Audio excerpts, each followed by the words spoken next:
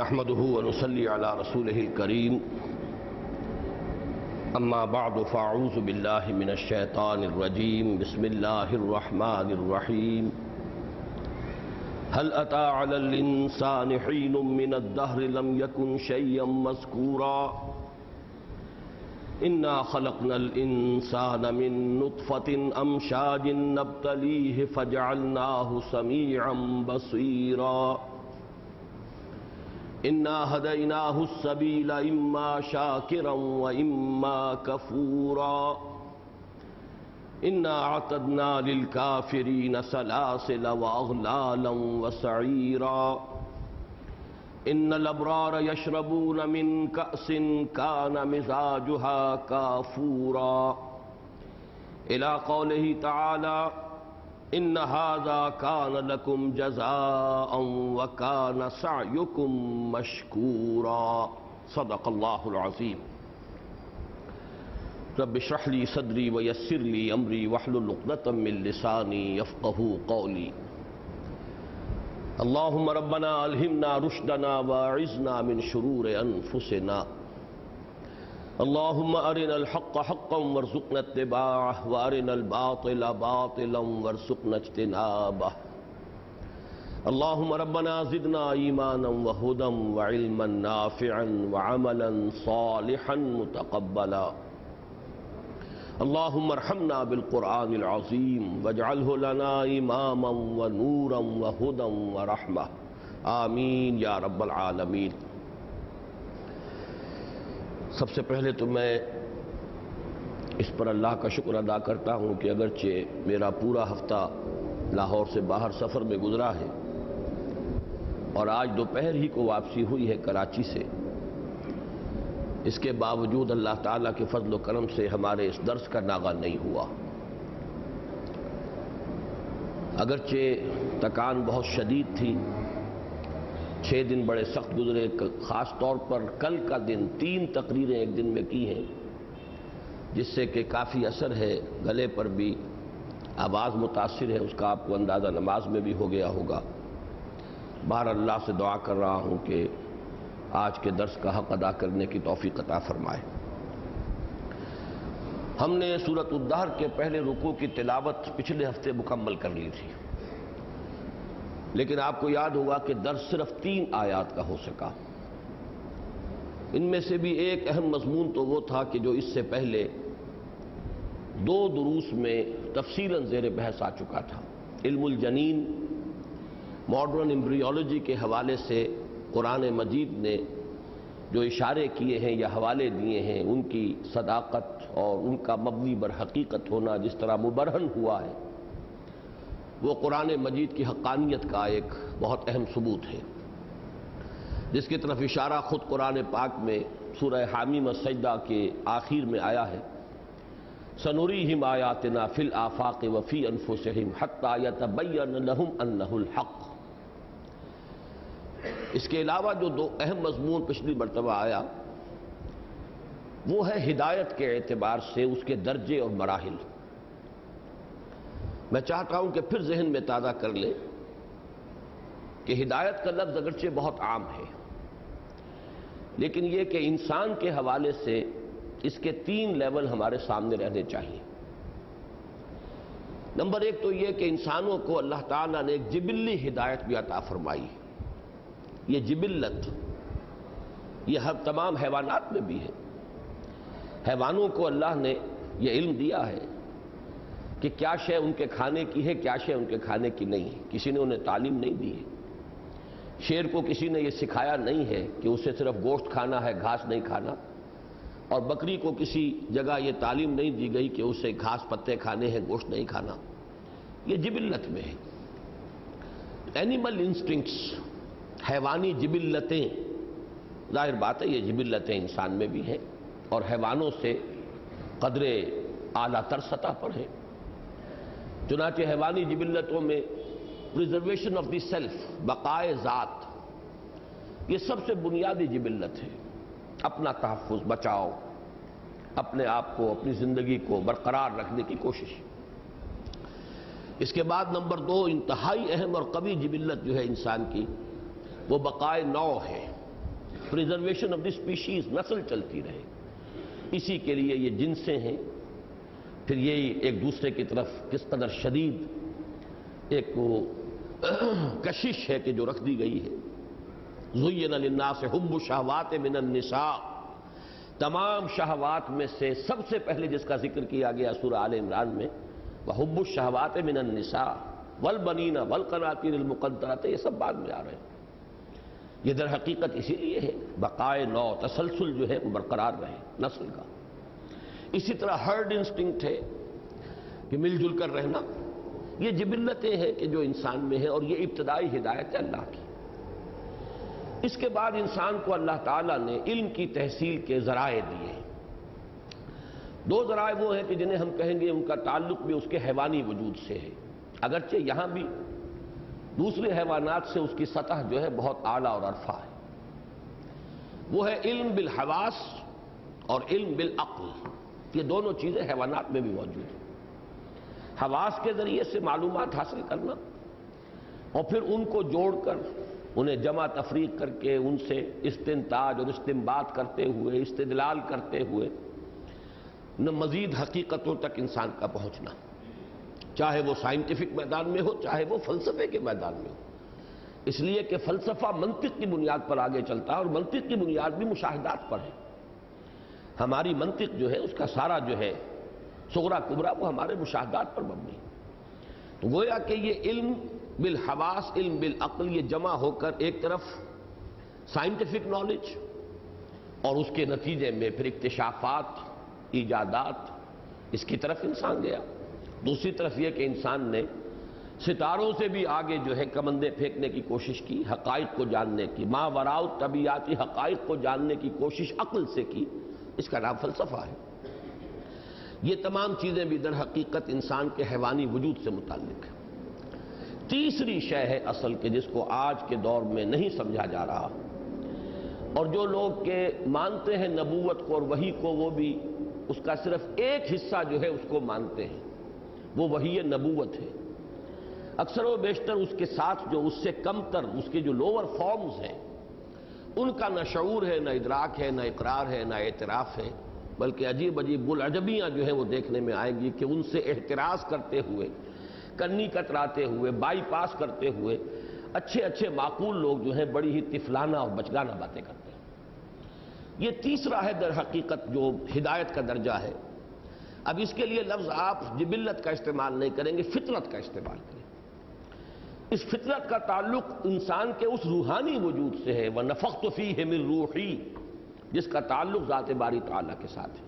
کیسا تعلق ہے یہ ہم نہیں جانتے. وہ تو ہم یہ بھی نہیں جانتے کہ ہماری جان کا ہمارے جسم سے کیا تعلق ہے، کچھ بھی نہیں جانتے. لیکن یہ کہ تعلق ہے ذات باری تعالیٰ کے ساتھ، روح انسانی کا ایک تعلق ہے. اتصال بے تکیف بے قیاس، ہست رب الناس را با جان ناس. اتصال کہتے ہیں وصل، کانٹیکٹ ہے ایک. کیسا کانٹیکٹ ہے؟ تکیف، کیف اس کا ہم نہیں جانتے، قیاس بھی نہیں کر سکتے. کوئی انالوجی، کوئی ہم مثال دنیا میں اپنے مادی دائرہ علم سے دے سکیں یہ بھی ممکن نہیں. اتصال ہے اتصال بے تکیف بے قیاس، ہست رب الناس را با جان ناس. اس روح انسانی کے اندر جس کا مسکن قلب ہے، اللہ تعالیٰ کی محبت بھی ہے، اللہ کی معرفت بھی ہے. یہ ہے وہ ہدایت کہ جو اللہ تعالیٰ نے انسان کو دے کر دنیا میں بھیجا ہے. انا ہدیناہ السبیل. چنانچہ یہاں تذکرہ جو ہوا انا خلقنا الانسان من نطفۃ امشاج، یہ تو وہی علم جنین سے متعلق معاملہ ہوا. نبتلی ہے، یہ وہ بات ہے کہ جو اس سے پہلے سورہ ملک میں آ چکی. الذی خلق الموت والحیات لیبلوکم ایکم احسن عملا. اب جب ہم نے اسے امتحان میں ڈالا تو فجعلناہ سمیعا بصیرا، ہم نے اسے یہ حواس دیے، اس کے ساتھ اس کو عقل عطا فرمائی. ان حواس سے جو ڈیٹا فراہم ہوتا ہے اس کو پروسیس کرے، نتیجے نکالے، آگے بڑھے. اور پھر اس کے بعد انا ہدیناہ السبیل، سیدھے راہ کی، حقیقت کی ہم نے اسے رہنمائی کر دی. اب یہ ہاں نوٹ کر لیجئے، شاید پچھلی مرتبہ میں حوالہ نہیں دے سکا، وہ بڑی مشہور حدیث ہے جو حکمت قرآنی کی بڑی اہم اساسات میں سے ہے. کہ حضور نے فرمایا کل مولود یولد علی الفطرہ فابواہ یحودانہ او یمجسانہ او ینصرانہ او کما قال صلی اللہ علیہ وسلم. ہر بچہ نسل انسانی کا فطرت لے کر آتا ہے، فطرت پر پیدا ہوتا ہے. اور فطرت کیا ہے؟ فطرت اللہ التی فطر الناس علیہا، یہ تو فطرت اللہ ہے. ہر بچہ نسل انسانی کا اس پر آتا ہے. البتہ اس کے والدین، جس کو اب کہا جائے گا، میک ڈوگل کا نظریہ ہے نفسیات میں، کہ انسانی شخصیت در حقیقت نتیجہ ہے دو چیزوں کا. دو چیزیں ضرب کھاتی ہیں تو انسانی پرسنالٹی وجود میں آتی ہے. Human personality is the product of hereditary factors into environmental factors. کچھ چیزیں اسے اپنے جین سے مل رہی ہیں، والدین سے، وراثت میں. کچھ چیزیں اس کی ماحول میں آ رہی ہیں. ان دونوں کے نتیجے میں انسان کی شخصیت بن جاتی ہے. تو یہاں یہ ذہن میں رکھیے کہ یہاں اس دوسری بات کی طرف اشارہ کیا حدیث میں، ابواہ یحودانہ او یمجسانہ او ینصرانہ. یہ تو اس کے والدین ہیں جو اسے یہودی یا نصرانی یا مجوسی بنا لیتے ہیں، ورنہ تو بچہ مسلم پیدا ہوتا ہے، اسلام پر، فطرت اسلام پر. وہ ہے ہدایت کہ جو اللہ نے انسان کو دے کر دنیا میں بھیجا ہے. تو میں عرض کر چکا ہوں تفصیل سے کہ انا ہدیناہ السبیل کی جو تفسیر کی گئی بالعموم کی گئی ہے. اور ہمارے جو جدید اردو مفسرین ہیں وہ تو کسی اور طرف جاتے ہی نہیں. لکیر کی، وہ جس کو کہتے ہیں کہ لکیر پیٹتے رہنا، بس وہی وہاں ہو رہا ہے، نقل در نقل ہے کہ اس سے مراد ہے دو راستے، نیکی کا راستہ، بدی کا راستہ، خیر کا راستہ اور شر کا راستہ، بھلائی کا راستہ، برائی کا راستہ، شکر کا راستہ، کفر کا راستہ. یہ ہم نے دونوں دکھا دیا. امام راضی نے، جیسا کہ میں نے عرض کیا، میرا ذہن بالکل اس کے برعکس کام کر رہا تھا. میں نے امام راضی کو دیکھا، انہوں نے بھی دونوں رائیں دی ہیں. عام طور پر مفسرین نے چونکہ وہی بات کہی ہے اس کو بھی ذکر کر دیا، لیکن دوسری وہ میری بات جو ہے بڑے شاندار الفاظ میں، اسی لیے میں آج وہ تفسیر امام راضی کی لے کر آیا ہوں کہ وہ الفاظ بھی آپ کو سناؤں. اس میں یہ بات واضح کر دی کہ یہاں السبیل سے مراد ہے دی رائٹ پاتھ، صراط مستقیم، سواء السبیل.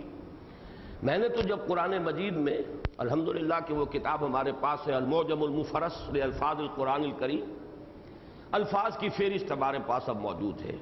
ہمارے اسلاف کو یہ سہولت حاصل نہیں تھی. وہ تو حفظ کرتے تھے بیچارے، اور حفظ کر کے بھی حفظ کا استحضار اس درجے ہو کہ انہیں معلوم رہے کہ ایک لفظ قرآن مجید میں کہاں کہاں آیا ہے. عام حافظوں کو یہ استحضار بھی نہیں ہوتا. لیکن ہمارے پاس اب ایسی ریفرنس بکس ہیں کہ معلوم ہے کہ یہ لفظ قرآن میں کتنی مرتبہ آیا ہے. 2 صفحے پڑھ لیجئے، سبیل کا لفظ کتنی مرتبہ آیا آپ کو مل جائے گا. تو نوٹ کر لیجئے کہ الف لام کے ساتھ معرف باللام شکل میں یہ پورے قرآن میں کہیں بھی غلط راستے کے لیے نہیں آیا، کہیں بھی گمراہی کے لیے یہ لفظ نہیں. السبیل سے مراد دی پاتھ. اب یہ تو سیدھی سی بات ہے، انگریزی میں بھی آپ اس کو سمجھیں گے. السبیل دی پاتھ، دی وے. دی وے کے معنی کیا ہوں گے؟ دی رائٹ وے، دی رائٹ پاتھ. الصراط المستقیم، سواء السبیل. باقی یہ کہ مرکب اضافی کی شکل کے اندر ضرور آیا ہے یہ سبیل المجرمین، مجرموں کا راستہ، سبیل الطاغوت، طاغوت کا راستہ، سبیل المفسدین، مفسدوں کا راستہ، سبیل الغی، وہ کجی کا راستہ، سبیل الذین لا یعلمون، نہ واقفوں کا، نہ جاننے والوں کا راستہ. اس معنی میں تو آیا ہے، لیکن یہ اضافت کے ساتھ آیا ہے، بغیر کسی اضافت کے، صرف الف لام کے ساتھ معرف باللام ہو کر یہ صرف آیا ہے فار دی رائٹ پاتھ. اور اس کے لیے میں نے تو پچھلی مرتبہ نہیں گنوائی تھی آیات، تیزی سے میں آپ کو کوٹ بھی کر دیتا ہوں. سورہ نساء کی آیت نمبر 44 میں فرمایا الم تر الی الذین اوتوا نصیبا من الکتاب یشترون الضلالۃ ویریدون ان تضلوا السبیل. کیا دیکھتے نہیں ان لوگوں کو جنہیں کتاب دی گئی تھی، وہ گمراہی خرید رہے ہیں اور وہ یہ چاہتے ہیں کہ تمہیں بھی السبیل سے ہٹا دیں، یعنی صراط مستقیم سے، سیدھے راستے سے ہٹا دیں. سورہ رعد میں فرمایا بل زین للذین کفروا مکرہم وصدوا عن السبیل. ان کافروں کے لیے ان کی چال اور ان کی تدبیریں مزین کر دی گئی ہیں اور وہ صراط مستقیم سے ہٹا دیے گئے. السبیل، صراط مستقیم. سورۃ الفرقان میں فرمایا انتم اضللتم عبادی ہؤلاء ام ہم ضلوا السبیل. اللہ تعالیٰ قیامت کے دن پوچھے گا جو بھی شیاطین جن و انس ہوں گے کہ تم نے میرے بندوں کو گمراہ کیا تھا یا یہ خود ہی السبیل سے بھٹک گئے تھے؟ وہاں بھی صرف السبیل یعنی السبیل صراط مستقیم۔ سورۃ العنکبوت میں فرمایا وَزَيَّنَ لَهُمُ الشَّيْطَانُ أَعْمَالَهُمْ فَصَدَّهُمْ عَنِ السَّبِيلِ، شیطان نے ان کے لیے ان کے اعمال بد جو ہیں انہی کو مزین کر دیا اور انہیں روک دیا، ہٹا دیا سیدھے راستے سے۔ سورہ زخرف میں فرمایا وَإِنَّهُمْ لَيَصُدُّونَ عَنِ السَّبِيلِ وَيَحْسَبُونَ أَنَّهُمْ يَهْتَدُونَ، وہ اس صحیح راستے سے صراط مستقیم سے ہٹ رہے ہیں، رک رہے ہیں اور سمجھ یہ رہے ہیں کہ ہم ہدایت پر ہیں۔ امام راضی نے صرف ایک آیت کوٹ کی تھی، وہ سورہ احزاب کی ہے، آیت نمبر 67۔ وَقَالُوا رَبَّنَا إِنَّا أَطَعْنَا سَادَتَنَا وَكُبَرَاءَنَا فَأَضَلُّونَا السَّبِيلَ، یہ کہیں گے کافر لوگ، جہنمی لوگ، فریاد کریں گے پروردگار ہماری شامت کہ ہم نے اپنے چودھریوں اور سرداروں اور اپنے جو بڑے تھے ان کی ہم نے پیروی کی، ان کا کہنا مانا تو انہوں نے ہمیں صراط مستقیم سے بھٹکا دی۔ السبیلہ سورہ احزاب ہی کی آیت نمبر 4 ہے، واللہ یقول الحق وہو یہدی السبیل، اللہ تو حق بات کہتا ہے اور سیدھے راستے کی ہدایت دیتا ہے۔ اسی طرح سورہ غافر میں فرمایا وَكَذَلِكَ زُيِّنَ لِفِرْعَوْنَ سُوءُ عَمَلِهِ وَصُدَّ عَنِ السَّبِيلِ، اسی طرح فرعون کے لیے اس کا برا عمل جو ہے وہ مزین کر دیا گیا اور راہ حق سے روک دیا گیا۔ اب یہ ہے 8 مثالیں موجود ہیں، پورے قرآن میں کہیں مثال نہیں ہے کہ کسی غلط راستے کے لیے لفظ سبیل آیا۔ عقلی طور پر بھی جان لیجئے کہ 2 راستے تو ہے ہی بہت غلط بات، اس لیے کہ حق کا راستہ تو ایک ہے، اسٹریٹ لائن تو ایک ہوگی، 2 نقطے ہیں، 2 پوائنٹس ہیں ان کے درمیان، اسٹریٹ لائن تو ایک ہوگی، لیکن ٹیڑھی راستے وہ تو بے شمار ہوں گی۔ منہا جائر، ٹیڑھے راستے، جیسے کہ حضور صلی اللہ علیہ وسلم نے ایک مرتبہ، یہ بڑی ایک یوں سمجھیے کہ نادر مثال ہے حضور کے طریق تعلیم کی، کہ آپ نے زمین کے اوپر 3 کیسے لکیریں کھینچی، ایک لکیر سیدھی، وہ سیدھی یہ تو ہے سوا السبیل صراط مستقیم السبیل، اور پھر آڑی ترچھی لکیریں جو ان کو کاٹتی ہوئی اس سیدھے راستے کو، کوئی دائیں طرف سے آتی ہے اور سیدھے خط کو کاٹتی ہوئی بائیں کی طرف چلی گئی، کوئی بائیں سے آ رہی ہے اس سیدھے کو قطع کرتی ہوئی دائیں کو چلی گئی۔ تو یہ ہے وہ راستے، غلط راستے، ادھر ادھر کی پگڈنڈیاں، وہ بے شمار ہیں۔ جیسے کہ آپ کو میں نے کئی مرتبہ متوجہ کیا، قرآن مجید میں نور ہمیشہ واحد آتا ہے، ظلمات ہمیشہ جو ہے وہ جمع میں آئے گا۔ نور ایک وحدت، ایک حقیقت واحدہ ہے، ظلمات جو ہے وہ تاریکیوں کے شیڈز ہیں۔ اسی طریقے سے السبیل تو وہ ایک ہی ہے، قصد السبیل کہیں، سواء السبیل کہیں، وہ تو ایک ہے۔ باقی یہ کہ ٹیڑھے راستے تو بے شمار ہیں، اس میں اندر تو آپ ایک کی بات کیا کریں گے، وہ تو بہت سے ہوں گے۔ اب یہاں جو میں نے رائے بیان کی تھی اس کے لیے جو الفاظ میں کوٹ کرنا چاہتا ہوں بہت ہی عمدہ۔ پہلی بات تو امام راضی نے وہی فرمائی ہے کہ جو اکثر مفسرین ور گئے ہیں، لیکن اب وہ فرماتے وہ یجوز، یہ بھی جائز ہے اور صحیح ہے، ان یکون المراد بالسبیل هو سبیل الہدی، کہ السبیل سے یہاں مراد ہو ہدایت کا راستہ، لأنها هي الطریقۃ المعروفہ المستحقۃ لهذا الاسم علی الاطلاق، اس لیے کہ وہی ہدایت کا راستہ جو ہے وہی ہے در حقیقت معروف راستہ، جانا پہچانا راستہ، فطرت انسانی کا جو معروف راستہ ہے، اور واحد وہی مستحق ہے اس کا کہ اس کو کہا جائے، اسم جو ہے السبیل کا جو لفظ ہے اس کے اسم کا اطلاق اس پر ہو۔ فَأَمَّا سَبِيلُ الضَّلَالَةِ فَإِنَّمَا هِيَ سَبِيلٌ بِالْإِضَافَةِ، جہاں تک گمراہی کے راستے کا تعلق ہے وہ اگر راستہ قرار بھی پاتا ہے تو اضافی طور پر، وہ تو اضافت کے طور پر ہے۔ السبیل جب کہا جائے گا مطلقاً تو وہ تو صراط مستقیم ہی ہوگا۔ یہ ان کی رائے ہے اور اسی پر مجھے پورا جزم حاصل ہے۔ اب ہمیں آگے چلنا ہے۔ اس سورہ مبارکہ کی صرف یہ 3 آیات ہیں پہلے رکوع کی، حالانکہ رکوع بہت طویل ہے، 22 آیات پر مشتمل ہے، جن کا تعلق ہے قرآن کے فکر اور فلسفے اور حکمت سے۔ دوسرا رکوع پورا جو ہے پھر آئے گا 9 آیات پر مشتمل، وہ پھر فکر اور فلسفے اور حکمت کے موضوعات ہیں۔ یہ جو آج ہم 19 آیات پڑھنے چلے ہیں ان میں صرف جنت اور دوزخ کا ذکر ہے، لیکن ان کا ایک تو یہ کہ آپ کے علم میں ہے کہ یہ جنت ہو یا دوزخ ہو، اس کے عذاب کی مختلف صورتیں ہوں جہنم کی، یا جو نعمتیں ہیں جنت کی، ان کا صحیح ادراک اور شعور اس وقت ہم دنیا میں نہیں کر سکتے۔ یہ ہمارے لیے ان سین ورلڈ ہے، عالم الغیب ہے، عالم غیب. تو عالم غیب کے بارے میں صحیح تاثر اور صحیح تصور قائم کرنا ممکن نہیں. یہی وجہ ہے کہ سب کا اجماع ہے کہ یہ آیات متشابہات ہیں. بس ایک تاثر اسے دے دیجئے، ایک تصور ذہن میں قائم کر لیجئے، باقی زیادہ کھود کرید کا وہاں پہ فائدہ نہیں. متشابہات کے بارے میں اصول سورہ آل عمران کے شروع میں آ چکا ہے کہ ان کی کھود کرید میں تو وہ پڑھتے ہیں جو فتنے کے متلاشی ہوتے ہیں. اور میں حیران ہوں کہ اس کے بارے میں بہت سے مفسرین نے بہت اس کے بارے میں اس کے مفہوم کو معین کرنے میں اور کافی تکلیفیں بھی اٹھائی ہیں، مشقتیں بھی جھیلی ہیں، لیکن میرے نزدیک وہ ایک لا حاصل کام ہے. ان چیزوں کے بارے میں تو ہمیں چاہیے کہ اجمالی جو بات سامنے آ رہی ہے بس اس پر ایمان لے آئے. اس کے بارے میں زیادہ کھود کرید، ان کا الفاظ کا مفہوم، اس کا پورا نقشہ کھینچنے کی کوشش، یہ صحیح لا حاصل ہے میرے نزدیک.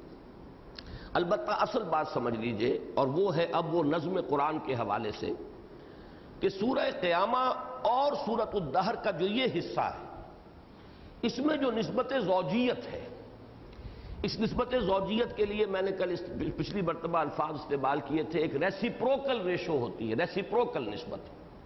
10 اور 1/10 یہ ریسیپروکل ہے، ایک دوسرے کے عکس. اس کو ہم کہیں گے ترتیب عکسی.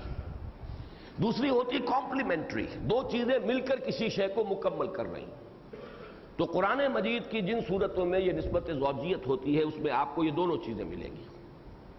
چنانچہ آپ اس صورت میں اور سورہ قیامہ کے مضامین کے بارے میں جو چیزیں میرے غور و فکر کے نتیجے میں سامنے آئی ہیں بڑی حیران کن ہیں. اور میں حیران ہوں کہ جو لوگ نظم قرآن کے بہت بڑے جو ہے علم بردار بھی ہیں، لیکن یہ کہ ان چیزوں کی طرف کوئی اشارہ ان کے ہاں موجود نہیں. پہلی بات یہ نوٹ کیجئے کہ دونوں کا مضمون ہے انذار آخرت. لیکن سورہ قیامہ چونکہ ہم نے 4 نشستیں یا 3 نشستیں اس پر لگائی ہیں، ویسے بھی ہمارے منتخب نصاب کا ایک مستقل درس ہے، وہ اکثر حضرات کے ذہنوں میں ہوگا. ایک عجیب بات آپ نے دیکھی کہ پوری سورہ قیامہ میں نہ جنت کا ذکر نہ دوزخ کا ذکر، بلکہ ایمان بالمعاد کے جب میں اجزاء بیان کیا کرتا ہوں، آپ کو یاد ہوگا کہ ترتیب میں یوں کرتا ہوں: سب سے پہلے موت ہے کہ جو معاد کا شاہدرا ہے. پھر الساعہ، وہ قیامت، یہ تو قیامت صغریٰ ہے، ہر انسان کی موت. ایک وہ الساعہ، وہ ہلچل جب ہوگی اور پوری کائنات کے اندر یہ نظام درہم برہم ہو جائے گا، الساعہ. پھر ہے بعث بعد الموت اور القیامہ، یوم یقوم الناس لرب العالمین، جبکہ میدان حشر میں لوگ کھڑے ہوں گے، فَإِذَا هُمْ يَنظُرُونَ، وہ دیکھتے ہوئے ہوں گے. اس کے بعد ہے حساب کتاب، جزا و سزا کے فیصلے اور جنت و دوزخ. ان سب امور کو جمع کیجئے، یہ ایمان بالآخرہ ہے یا ایمان بالمعاد ہے. اب تقسیم دیکھیے، ریسیپروکل نسبت. سورہ قیامہ میں 3 چیزیں اس میں سے آ گئیں، 3 نقشے کھینچ دیے گئے. قیامت صغریٰ یعنی موت، کلا اذا بلغت التراقی وقیل من راق وظن انہ الفراق والتفت الساق بالساق الى ربک یومئذ المساق. اس کے بعد اس الساعہ کا نقشہ کھینچ دیا گیا، وہ پہلے ہے اس سے، لیکن میں وہ ترتیب اب اس حساب سے بیان کر رہا ہوں.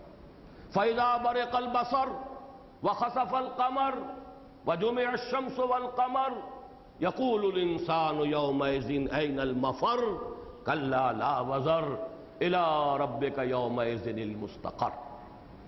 نمبر 3 وہ یوم القیامہ، وجوہ یومئذ ناظرہ الی ربہا ناظرہ ووجوہ یومئذ باسرہ تظن ان یفعل بہا فاقرہ. اس کے علاوہ نہ جنت کا ذکر نہ دوزخ کا ذکر. سورہ دہر میں نہ موت کا ذکر، نہ بعث بعد الموت کا ذکر، نہ الساعہ کا ذکر، نہ قیامہ کا ذکر، سارا ذکر جنت اور دوزخ. اب وہ بات واضح ہوئی کس طرح ان دونوں نے مل کر گویا کہ ایک مضمون کی تقسیم ہو گئی. تصویر کا ایک حصہ ایک رخ ادھر آ گیا، تصویر کا دوسرا رخ دوسرا حصہ ادھر آ گیا. اور میں جب آج سوچ رہا تھا اس بات پر، جب یہ ایک دم اچانک میرے سامنے بات آئی ہے، انکشاف ہوا ہے، تو مجھے وہ خطبہ یاد آ گیا جو مجھے بہت ہی پسند ہے اور جس سے مجھے بڑی ذہنی مناسبت ہے اور قلبی انس ہے. جہاں تک ہماری حدیث کی کتابیں ہیں، جو معروف کتابیں ہیں، ان میں میرے علم کی حد تک وہ خطبہ موجود نہیں ہے حضور کا صلی اللہ علیہ وسلم. مجھے وہ ملا نہج البلاغہ سے. اس میں خطبات حضرت علی رضی اللہ تعالی عنہ بنیادی طور پر جمع کیے گئے، لیکن شروع میں اور حضور کے خطبات بھی ہیں، ان میں یہ خطبہ ہے۔ بارہا میں نے تذکرہ کیا ہے، میرا وہ کتابچہ دعوت اللہ اس میں بڑا نمایاں طور پر ہے۔ اب اس میں دیکھیے آپ حضور نے جو تذکرہ کیا، واللہ لتموتن کما تنامون، یہ پہلی منزل ہے۔ خدا کی قسم تم سب پر موت وارد ہو کر رہے گی جیسے تم روزانہ رات کو سو جاتے ہو۔ ثم لتبعثن کما تستيقظون، پھر تمہیں اٹھا لیا جائے گا جیسے کہ تم روزانہ صبح کو بیدار ہو جاتے ہو۔ یہ دو جو ہے یہ تو حصے آگے سورہ قیامہ میں۔ ثم لتحسبن بما تعملون، یہ ہے وہ میدان حشر، یہ بھی سورہ قیامہ میں۔ ثم لتجزون بالاحسان احسانا وبالسوء سوءا وانها لجنة ابدا او لنار ابدا، پھر تمہیں بدلہ مل کر رہے گا، بھلائی کا بھلا بدلہ، برائی کی بری سزا، اور وہ یا جنت ہے ہمیشہ ہمیشہ کے لیے اور یا دوزخ ہے ہمیشہ ہمیشہ۔ اب ان 5 جو جملوں میں بات آئی ہے ان میں سے 3 جملوں کی بات جو ہے وہ سورہ قیامہ میں ہے، اور 2 جملوں کی بات جو ہے سورۃ الدہر میں ہے۔ پہلی بات تو یہ نوٹ کیجئے، ریسیپروکل یا ایک تقسیم ہے، کمپلیمنٹری، مضمون جو ہے 2 حصوں میں بٹ گیا ہے۔ دوسرا ایک عجیب تقابل سامنے آتا ہے۔ سورہ قیامہ میں جو نقشے کھینچے گئے ہیں اشخاص کے، وہ ہے تمرد، تکبر، جس کو آپ کہتے ہیں ایروگنس، ہاٹی قسم کا انسان۔ وہ ابو جہل ہو، اخنس ابن شریق ہو، عقبہ ابن ابی معیط ہو، نضر ابن حارث ہو، یہ خاص گروپ تھا حضور کے مخالفین اور معاندین میں سے، جو بڑے متمرد اور سرکش، حضور صلی اللہ علیہ وسلم کی ایذا رسانی میں پیش اور آپ کے ساتھ گستاخی کرنے والے، استہزاء کرنے والے، مذاق اڑانے والے۔ مخالفین میں اور بھی تھے، لیکن یہ کہ ولید بن مغیرہ کا اس طرح کا مسئلہ نہیں تھا، بلکہ یہ کہ وہ بین رہ گیا، لٹکا رہ گیا، لا الہ ہؤلاء ولا الہ ہؤلاء۔ باقی یہ کہ اس نے وہ روش حضور کے ساتھ کبھی اختیار نہیں کی۔ عتبہ ابن ربیعہ نے وہ روش کبھی اختیار نہیں کی، چاہے وہ ایمان نہیں لائے، لیکن یہ انداز اختیار نہیں کیا۔ اس اعتبار سے وہ جو ایک ہاٹی قسم کے لوگ اور بڑے متمرد اور سرکش، ان کا نقشہ کھینچا گیا۔ اب دیکھیں کیسے کیسے نقشے کھینچے گئے کہ یہ پوچھتا ہے یسأل ایان یوم القیامہ، پوچھتا ہے بڑا، اور یہ استہزاء کہ کب ہوگی وہ قیامت، بتاؤ تو صحیح ذرا، تم نے ہمارے کان کھا لیے کہہ کر قیامت آئے گی، قیامت آئے گی، کب آئے گی یہ بتاؤ۔ یا جیسے فلا صدق ولا صلی ولكن كذب وتولى ثم ذهب الى اهله يتمطى اولى لك فاولى ثم اولى لك فاولى۔ یہ نقشے ہے تمرد اور تکبر اور بہت ہی سرکشی اور بہت ہی غرور کے۔ اس کے بالکل برعکس اب آپ دیکھیں گے جب ہم یہ آیات پڑھیں گے، یہاں جو نقشہ آیا بڑی تفصیل سے، ایسے لوگ جو نرم دل ہیں، جو بہت ہی نیک طبیعت ہیں، نیک طبع، وہ لوگ جن میں تواضع ہے، جو کسی بھوکے کو کھانا کھلاتے ہیں تب بھی یہ کہتے ہیں ہمیں آپ سے کسی شکریہ کی ضرورت نہیں ہے، لا نريد منکم جزاء ولا شکورا، ہم تو صرف یہ چاہتے ہیں کہ ہمارا رب راضی ہو جائے، انا نخاف من ربنا یوما عبوسا قمطریر۔ یہ تواضع بالکل برعکس ہے، یہ وہی ریسیپروکل، وہ 10 کی بجائے 1/10، ان کا غرور دیکھ کر ہو گئے خاکسار ہم۔ یہاں پہ وہی چیز آپ کو نظر آئے گی کہ وہ تمرد، سرکشی، اور یہاں پر تواضع، یہ پوری تفصیل کے ساتھ آئی۔ تیسری بات، سورہ قیامہ میں پوری سورت پر انذار کا رنگ غالب ہے، دھمکی، وعید، انذار، ڈانٹ، زجر۔ اور آپ دیکھیں گے کہ سورہ دہر میں عجیب نسبت ہے، 19 آیات آج ہم پڑھیں گے انشاءاللہ، اور جیسا کہ میں نے عرض کیا ان میں کوئی زیادہ تفصیل میں جانے کی ہمیں ضرورت نہیں ہوگی، جنت کی نعمتیں ہیں، اصل حقیقت تو وہیں چل کر پتہ چلے گا، جس کو بھی نصیب ہو گیا اس میں داخل ہونا، اللہ تعالی ہم سب کو داخل فرمائے۔ یہاں تو یہ ہے کہ ایک اجمالی تصور ہے جو ہمیں دے دیا گیا، اس میں زیادہ ہمیں بحث و تمہیز کی ضرورت نہیں، لیکن ایک عجیب بات نوٹ کرا رہا ہوں، 19 آیتوں میں سے جہنم کا ذکر صرف ایک آیت ہے، 18 آیتیں اہل جنت کے تذکرے پر۔ یہ ہے وہ بات جو میں کہا کرتا ہوں کہ قرآن حکیم میں بعض صورتوں پر انذار کا رنگ جو ہے وہ غالب ہے، اور بعض پر تبشیر کا رنگ غالب ہے، بھلائی کا، نیکی کا، کیونکہ نقشہ بھی ان کا کھینچا گیا ہے جن میں تواضع، نیکی، طبعی طور پر نیکی کی طرف رجحان، بھلائی کی طرف جو ہے ان کا میلان تھا، اور تواضع یہ ہے وہ چیز کہ جس کے نتیجے میں جنت کی نعمتیں ملیں گی، تو تبشیر کا رنگ غالب ہے، جبکہ وہاں انذار کا رنگ غالب ہے، ڈانٹ ڈپٹ زجر۔ ملامت، یہ اللہ اولا لک فاولا ثم اولا لک فاولا۔ وہاں آپ دیکھیں گے صرف ایک جگہ پر تبشیر کا رنگ آیا ہے کہ اہل خیر جنت جب کھڑے ہوں گے میدان حشر میں، وجوہ یومئذ ناظرۃ الی ربھا ناظرہ، بس باقی سارا معاملہ زجر کا، ملامت کا، توبیخ کا۔ اور یہاں آپ دیکھیں گے کہ صرف ایک آیت آئی ہے کہ جو اہل جہنم کے بارے میں انا اعتدنا للکافرین سلاسل واغلالا وسعیرا، اور اب جو بات شروع ہوگی ان الابرار یشربون من کاس کان مزاجها کافورا، 18 آیتیں چلیں گی، ان ھذا کان لکم جزاء وکان سعیکم مشکورا۔ تو ان تین اعتبارات سے اس کو اب آپ اپنے ذہن میں رکھیے، یہ نسبت زوجیت کی ایک نہایت اعلیٰ مثال ہے قرآن حکیم کی صورتوں میں۔ اب چلیے، جیسا کہ میں نے عرض کیا ایک آیت ہے انا اعتدنا للکافرین سلاسل واغلالا وسعیرا، ہم نے تیار کیے ہوئے ہیں، فراہم کرنا، تیار کرنا، پہلے سے جس کو کہا جاتا ہے کہ ساز و سامان کا بندوبست کر لینا، وہ ہے اعتدنا، ہم نے تیار کیا ہوا ہے للکافرین، کافروں کے لیے، سلاسلہ، یہ سلسلۃ ان کی جمع ہے سلاسل، زنجیریں، واغلالا، توق، وسعیرا، اور بھڑکتی ہوئی آگ۔ جہنم کے لیے یہ تین چیزیں، وہ آئے گا، اب شاید پڑھ بھی آئے ہیں کہ ان کو پکڑو، خذوہ فغلوہ ثم الجحیم صلوہ ثم فی سلسلۃ ذرعها 70 ذراعا فاسلکوہ، 70 ہاتھ لمبی زنجیر کے اندر اس کو جگڑ دو، کس دو، اس کو باندھ دو۔ تو سلاسل واغلالا وسعیرا۔ اب یہاں پہ لفظ سلاسل سے مجھے فیض کا ایک شعر یاد آیا ہے، بڑا پیارا شعر ہے اس کا۔ اس نے اپنی قید خانے کی کوٹڑی، کال کوٹڑی کا نقشہ کھینچا ہے کہ جس میں صرف کہیں ایک روزن ہے، ایک صرف کہیں سوراخ ہے، جس سے جب صبح ہوتی ہے سورج نکلتا ہے تو وہ کوئی کرن آ جاتی ہے تو وہ چراغ گویا کہ روشن ہو جاتا ہے، اس سے زنجیریں چمک جاتی ہیں، چمک اٹھے ہیں سلاسل تو ہم نے جانا ہے۔ اب وطن سے خطاب ہے کہ اب سحر تیرے رخ پر بکھر گئی ہوگی، اور بجھا جو روزن زندہ تو دل یہ سمجھا ہے کہ تیری مانگ ستاروں سے بھر گئی ہوگی۔ تشبیہ کا کمال ہے، اس میں کوئی شک نہیں۔ وہ لفظ سلاسل ہے انا اعتدنا للکافرین سلاسل واغلالا وسعیرا، زنجیریں ہیں، اور 70 ہاتھ لمبی زنجیریں، اور ان کے طوق ہیں جو گلے کے اندر پڑے ہوئے ہوں گے، وسعیرا، اور بھڑکتی ہوئی آگ۔ اب یہاں سے بات شروع ہو رہی ہے، اب وہ متواضعین، ابرار، نیکوکار، بھلے لوگ، اچھے لوگ، ان الابرار یشربون من کأس کان مزاجها کافورا۔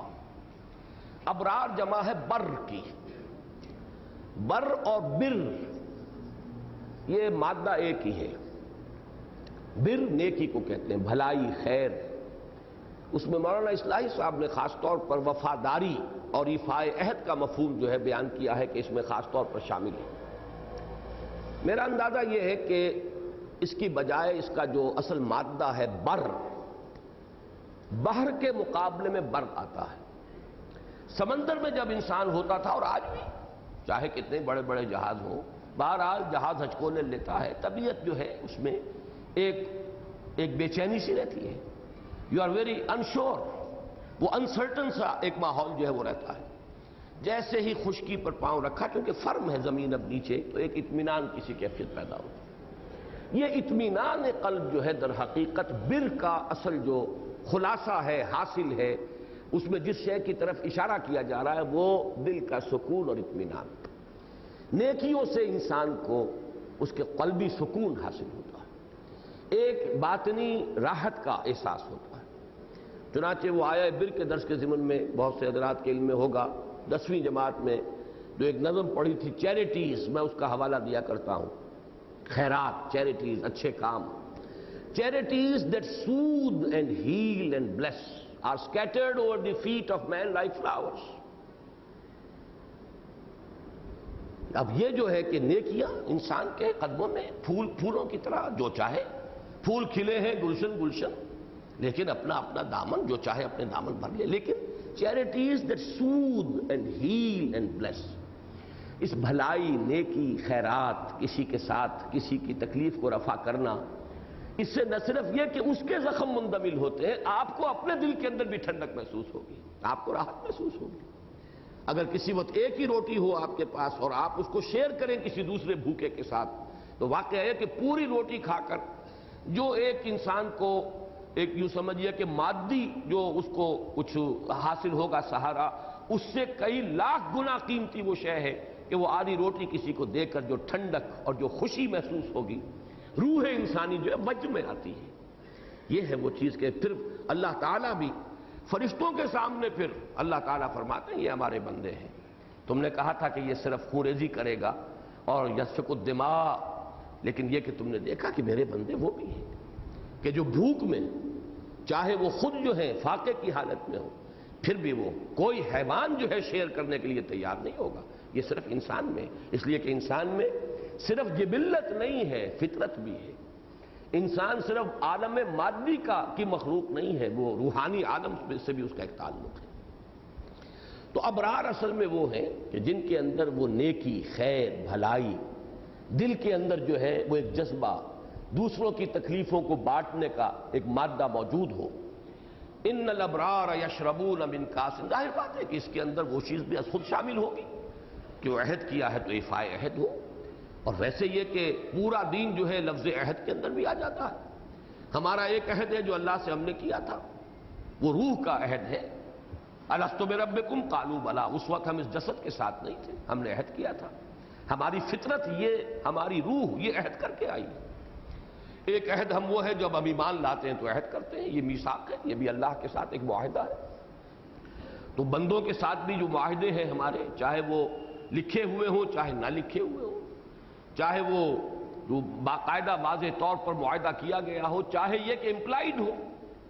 اب اولاد اور والدین کے مابین کوئی لکھا ہوا معاہدہ نہیں ہوتا، لیکن یہ کہ ایک معاہدہ تو ہے کہ والدین اپنے آپ کو انویسٹ کرتے ہیں اولاد پر، اب اس کا بدل ہے کہ جو انہیں دینا چاہیے کہ ان کے بڑھاپے میں وہ ان کا سہارا بنے۔ یہ ایک امپلائڈ ہے، چاہے یہ کہیں لکھا ہوا موجود نہ ہو۔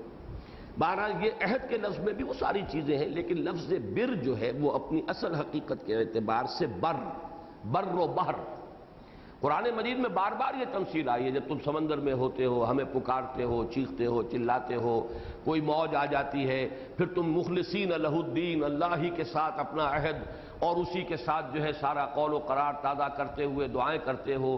فلما نجیناکم من البر، یا انجاکم من البر، جب ہم تمہیں نجات دے دیتے ہیں خشکی پر، بس پھر سب کچھ بھول جاتے ہو، اس لیے کہ اب پاؤں زمین پر جم گئے، اب اطمینان تمہیں حاصل ہو گیا، وہ خدشے اور خطرات جو تھے اور جو ہول اٹھ رہے تھے دل میں وہ ختم ہو گئے، لہذا بھول گئے کہ ہم سے کیا عہد کیا تھا، کیسے ہمیں پکارا تھا، کیسے گڑ گڑا کر دعائیں کی تھی۔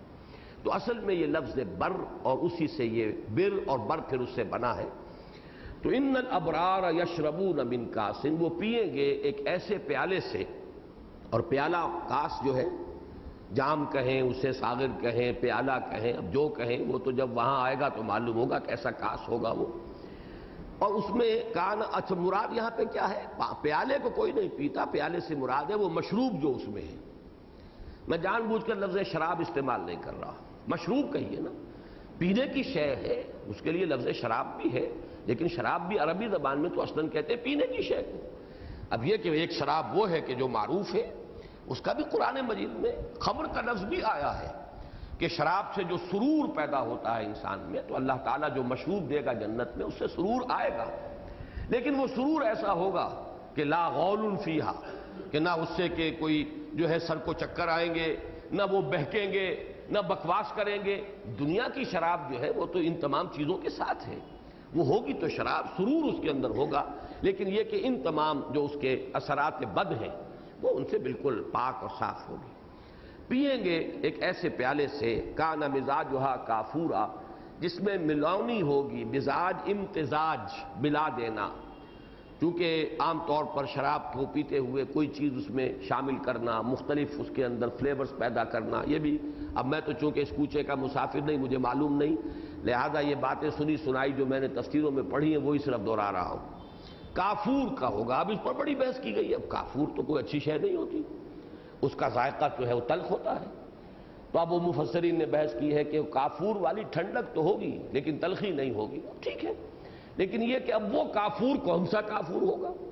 جیسے کہ میں نے عرض کیا کہ جنت کی نعمتوں کے بارے میں قرآن مجید حدیث میں جو ایک لفظ آیا ہے، ما لا عین رات ولا اذن سمعت وما خطر علی قلب بشر، وہ تو وہ نعمتیں ہیں جو نہ کسی آنکھ نے دیکھی، نہ کسی کان نے سنی، نہ کسی کے دل کے اوپر ان کا کوئی احساس وارد ہوا۔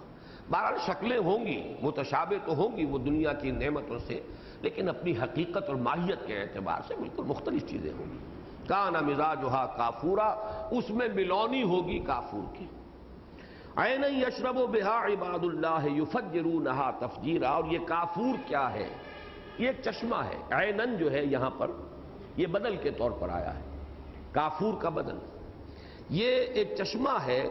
یشرب بہا، بہا میں جو با ہے، اب عام لوگوں نے تو لیا ہے اس کو با جو ہے کسی معیت، کسی شے کے ساتھ ہونے کا، یعنی یہ کہ وہ اس چشمے کا پانی ملا ملا کر شراب میں پیئیں گے، وہ جو شراب طہور جو بھی ہوگی جنت میں ملے گی اسے ڈائلیوٹ کریں شاید، یا جو بھی ان کے پیش نظر ہو۔ لیکن مولانا اصلاحی صاحب نے ایک بات کہی ہے، وہ بڑی اچھی ہے، دل کو لگی ہے، کہ یہاں جو با ہے بہا میں، یہ با ظرفیت کا ہے، یعنی جیسے کہ عام دنیا میں بھی ایک نقشہ ہے کہ ندی کنارے بیٹھ کر وہ ایک خاص سہانا منظر ہوتا ہے، وہاں بیٹھ کر جو ہے محفل ناؤ نوش جو ہے وہ وہاں پر منعقد ہو، تو یہ ایک چشمہ ہے جنت کا، عین یشرب بہا عباد، اس کے کناروں پر بیٹھ کر وہاں پر یہ ان کی محفلیں جو ہے ناؤ نوش اسے کہیے وہ منعقد ہوگی۔ یفجرونہا تفجیرا، اللہ کے بندے عباد اللہ، اللہ کے نیک بندے، یفجرونہا تفجیرا، وہ فجر کہتے ہیں پھاڑ لینا، شاخ نکال لینا، پھاڑنا اصل مفہوم ہے اس کا۔ جب کوئی ندی دو حصوں میں بٹ گئی تو پھٹ گئی، ایک شاخ ادھر گئی ایک ادھر گئی، تو وہ اس کو کی شاخیں نکال لیں گے بآسانی، جیسے چاہیں گے۔ کوئی کسیاں اور کدال لے کر جو ہے اس کی خاص نالی اپنے قصر میں لانے کی ضرورت نہیں ہوگی، اشارے کی بات ہوگی، اور اس چشمے کی ایک جو شاخ ہے وہ ان کی اپنی جنت کے اندر بھی آ جائے گی۔ یفجرونہا تفجیرا، وہ اس کی شاخیں نکال لیں گے بآسانی، جیسے چاہیں گے۔ اب یہاں آئی ہے بات، ان لوگوں کا کردار کیا تھا؟ یوفون بالنذر ویخافون یوما کان شرہ مستطیرا، وہ پورا کرتے تھے نذر کو اور ڈرتے رہتے تھے اس دن سے کہ جس کا شر، جس کی برائی، جس کی سختی مستطیر ہوگی، پھیل جانے والی ہوگی، گمبھیر ہوگی، ہماگیر ہوگی۔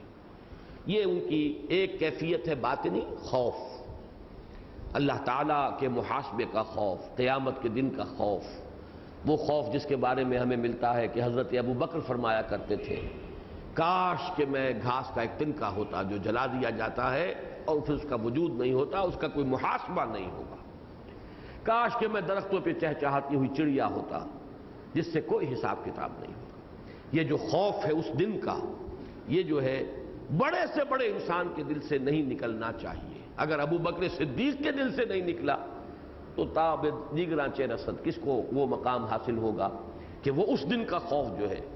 یخافون یوما تتقلب فیہ القلوب والابصار، سورہ نور میں وہ جو رکوع آیا ہے آیات نور والا، اس میں کتنی مدح کی گئی ہے، کتنی ان کی تعریفیں بیان کی گئی ہیں، لیکن اس کے بعد بھی یخافون یوما، وہ ڈرتے رہتے ہیں، تتقلب فیہ القلوب والابصار، جس دن کے نگاہیں الٹ جائیں گی، دل پلٹ جائیں گے، ہول سے دل جو ہے الٹ جائیں گے، اس کا خوف جو ہے وہ رہنا چاہیے۔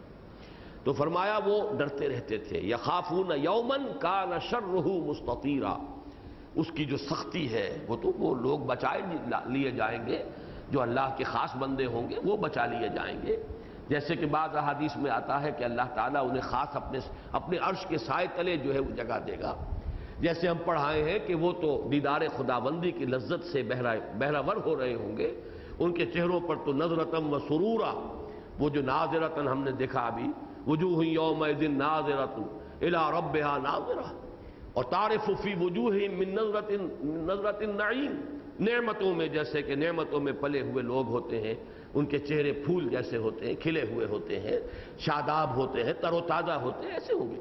لیکن یہ کہ وہ لوگ کتنے ہوں گے؟ نوع انسانی میں سے ایسے لوگوں کی تعداد تو آٹے میں نمک کے برابر ہوگی۔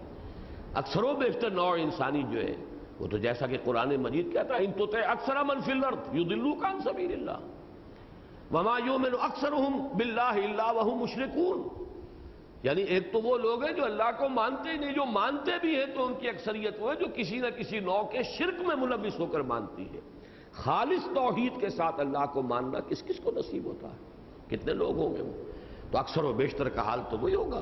تو فرمایا وَيَخَافُونَ يَوْمًا كَانَ شَرُّهُ مُسْتَطِيرًا، جس کی شر، جس کی برائی، جس کی سختی، جس کی صعوبت جو ہے وہ پھیل جانے والی ہوگی، اور ان کا دنیا میں جو ان کی کردار میں جو ان کا اثر تھا وہ فرمایا یوفون بالنذر۔ یہ لفظ جو ہے ذرا وضاحت طلب ہے، اس لیے کہ نذر کی مولانا مودودی نے تو اتنی تفصیل سے انسائکلوپیڈیا لکھ دیا ہے تفہیم القرآن میں، عجیب انداز ہے تفہیم القرآن کا۔ مولانا مودودی نے شروع میں بہت مختصر لکھی، پہلی جلد میں 7.5 پارے آ گئے، اس لیے کہ فقہی معاملات اور اس قسم کی تفصیلات میں وہ نہیں جاتے تھے، لیکن آخری جلدوں میں تو وہ نظر کے اوپر ہی انہوں نے شاید 7-8 صفحے جو ہیں وہ لکھ دیے ہیں، وہ سارا انسائکلوپیڈیا جمع کر دیا ہے، نظر کی کتنی قسمیں ہیں، کیا احکام ہے۔ تو نظر کی 2 قسمیں موٹی موٹی ہیں، اس کو سمجھ لیجئے۔ نظر تبرر، نیکی کی نظر ماننا، بر، بھلائی کا کوئی کام کرنا، اس کی بھی 2 قسمیں ابھی وہ میں آپ سے عرض کروں گا۔ ایک ہے نظر اللجاج، ایک آدمی قسم کھا بیٹھتا ہے کہ میں یہ کام اب نہیں کروں گا، کوئی اچھے کام کو اپنے اوپر حرام کر لیتا ہے، جیسے حضرت ابوبکر صدیق بھی غصے میں آ کر قسم کھا بیٹھے تھے کہ میں فلاں کے ساتھ اب بھلائی نہیں کروں گا، اس لیے کہ وہ آپ کے اگرچہ عزیز تھے، رشتہ دار تھے، مصطح، لیکن وہ بھی حضرت عائشہ پر جب تہمت لگی ہے تو اس میں وہ بھی شامل ہو گئے تھے، اس فتنے میں ملوث ہو گئے تھے۔ تو طبع انسانی ہے، طبع بشری ہے، آپ کو جو ملال اور غصہ تھا کہ یہ میرا پروردہ اور میں اس کے ساتھ کتنا حسن سلوک کرتا رہا اور یہ شخص شامل ہو گیا میری بیٹی پر تہمت لگانے، لیکن اس کے بعد سورہ نور میں وہ آیت اتری ہے کہ لا یأتل اولو الفضل منکم، جو فضل والے ہیں جنہیں ہم نے نوازا ہوا ہے وہ ایسی قسمیں نہ کھائیں، کیا وہ یہ نہیں چاہتے کہ اللہ تعالیٰ انہیں بھی معاف کرے؟ تو حضرت ابوبکر نے فوراً آیت پر پڑھا، اے اللہ میں چاہتا ہوں کہ تو مجھے معاف کرے، اور وہ جو بھی قسم تھی یا جو بھی آپ نے کہا تھا کہ اس سے میں اب بھلائی نہیں کروں گا، اس سے واپس ہوں۔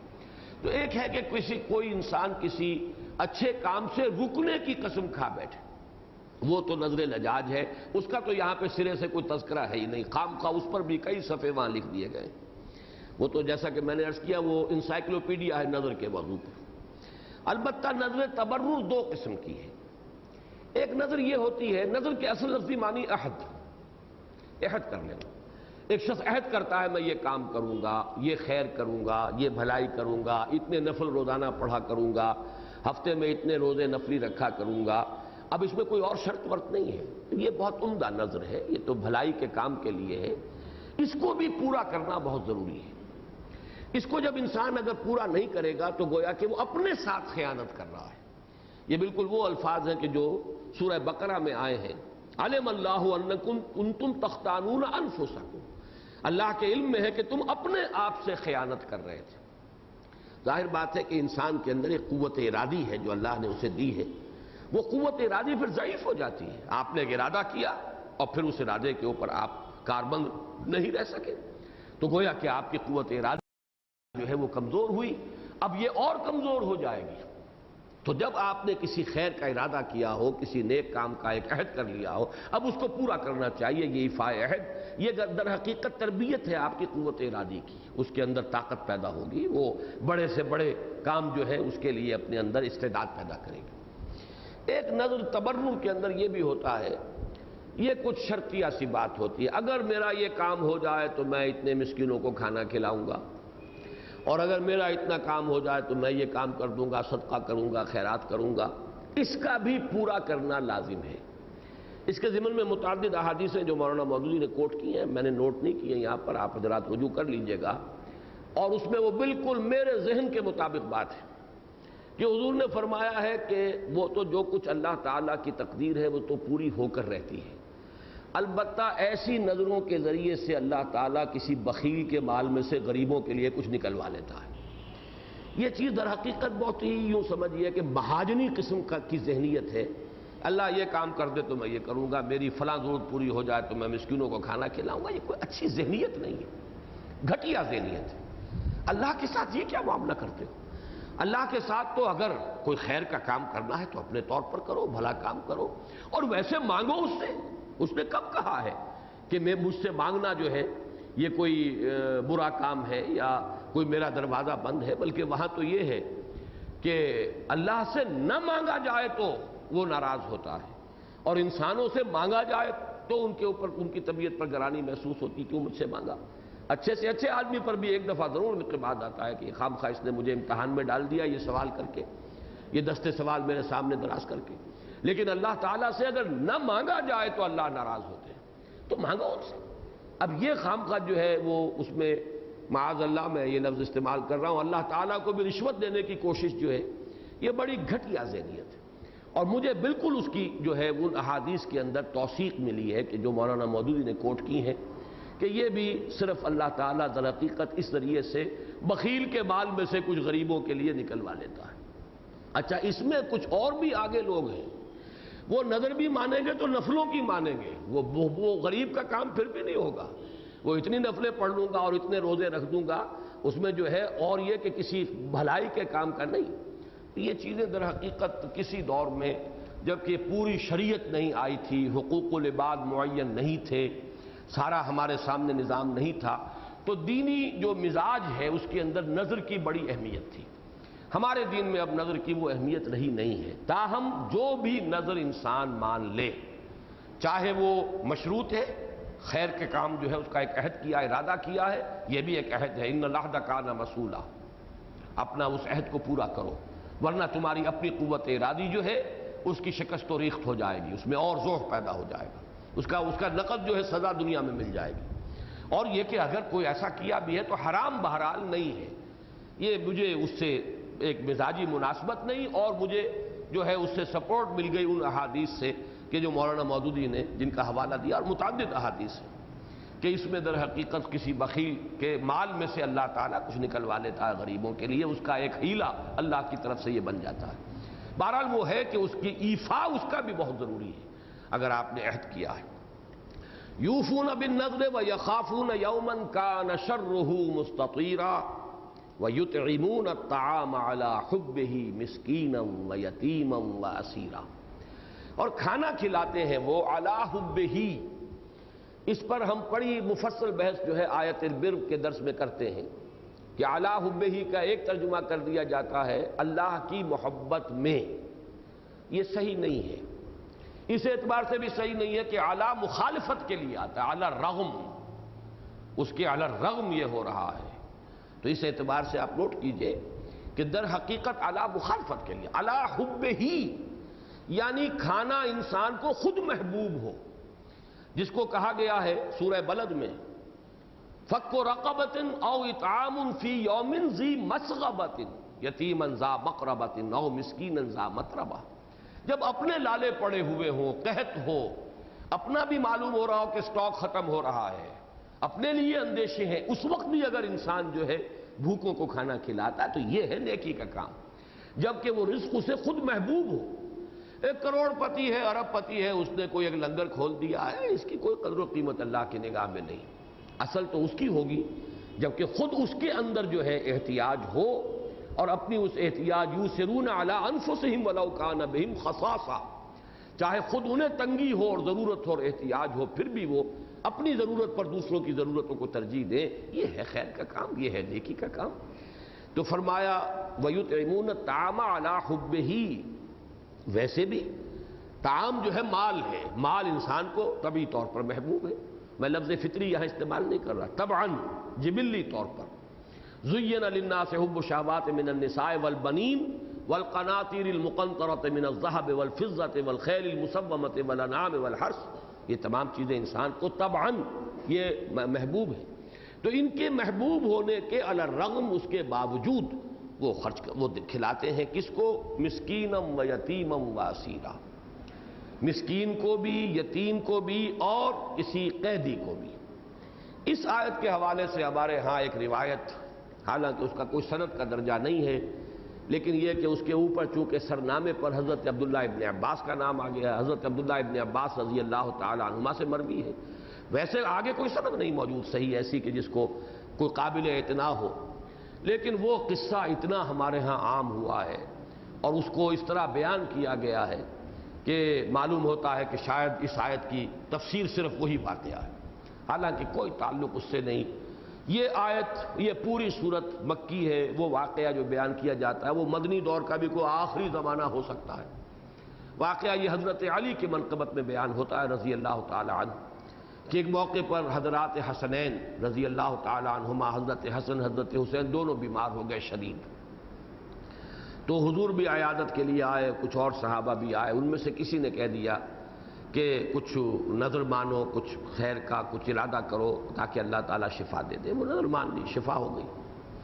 اب اس کے بعد یہ ہے کہ انتہائی یعنی فقر و فاقہ حضرت علی کے ہاں، تو بعد میں جو صورتحال رہی ہو، لیکن یہ کہ حضور صلی اللہ علیہ وسلم کی حیات طیبہ کے دوران تو اکثر و بیشتر حضرت علی رضی اللہ تعالی عنہ پر دنیاوی اعتبار سے، مالی اعتبار سے افلاس کا غلبہ رہا ہے، دولت مند غنی نہیں تھے آپ۔ تو وہاں یہ ہوا کہ حضرت فاطمہ نے، بچے بھی صحت مند ہو گئے، تو خاص ایک جشن منانے کے لیے چند سا جور، یہ جو ہیں چند سا، وہ کہیں سے ادھارے لیے، روٹیاں پیس کے آٹا روٹیاں بنائیں، 5 روٹیاں۔ تو اب یہ حضرات جو ہیں بیٹھے ہیں، وہ ایک دن بیٹھے کھانے کے لیے، تو وہ کوئی آ گیا، کوئی مسکین، اس نے صدا لگائی اور وہ ساری روٹیاں اس کو دے دیں، اور بھوکے پیاسے حضرات حسنین بھی اور یہ دونوں میاں بیوی سو گئے، پھر روزہ رکھ لیا۔ اگلے روز پھر افطار کے لیے کوئی اہتمام کیا، پھر کوئی یتیم آ گیا، سب کچھ اس کو دے دیا، پھر بھوکے پیاسے اسی طرح روزہ رکھ لیا۔ اگلے روز پھر کوئی اہتمام بمشکل کیا، تو پھر کوئی اسیر آ گیا، قیدی آ گیا، اس کو دے دیا۔ اب وہ جو 3 دن کے یہ فاقے اور روزے بھی بغیر کسی شے کے رکھے گئے تھے، اب جب حضور کی خدمت میں حاضر ہوئے تو یہ دونوں جو ہیں حضرات حسنین، جو ان کی ٹانگیں کانپ رہی تھیں اور برا حال تھا حضرت فاطمہ کا بھی، حضرت علی کا بھی۔ اب یہ واقعہ سراسر معلوم ہوتا ہے کہ ایک بالکل ناممکن، درایت کے اعتبار سے بھی کوئی اس کے اندر وزن نظر نہیں آتا۔ کیا اتنا ظلم بھی جائز ہے؟ بیماری سے اٹھے ہوئے ہوں حضرات حسنین، اور کیا یہ بھی کوئی شکل ہے نیکی کی کہ 5 روٹیاں دے دی جائیں کسی فقیر کو؟ یہ تمام باتیں جو ہیں یہ، لیکن یہ کہ یہ قصہ چلتا ہے اور ساری تفسیروں میں بیان کیا جاتا ہے۔ ہمارے بعض مفسرین اس کے اوپر تھوڑی سی جرا بھی کر دیں گے، لیکن قصہ پورا نقل کر دیں گے۔ اب اس کا یہ ہے کہ اثر جو ہے وہ عام لوگوں پہ پھیل گیا، بلکہ اس کو تو حل عطا، یہ علامہ اقبال یہ لفظ استعمال کر گئے، بانوئے آ تاجدار حل عطا۔ اب یہ حضرت فاطمہ رضی اللہ تعالی عنہ کے لیے لفظ استعمال ہو رہے ہیں، بانوئے آ تاجدار حل عطا، یعنی حل عطا یہ صورت ہے، حل عطا علی الانسان حین من الدہر، تاجدار حل عطا حضرت علی، اور ان کی بانو، ان کی دلہن حضرت فاطمہ۔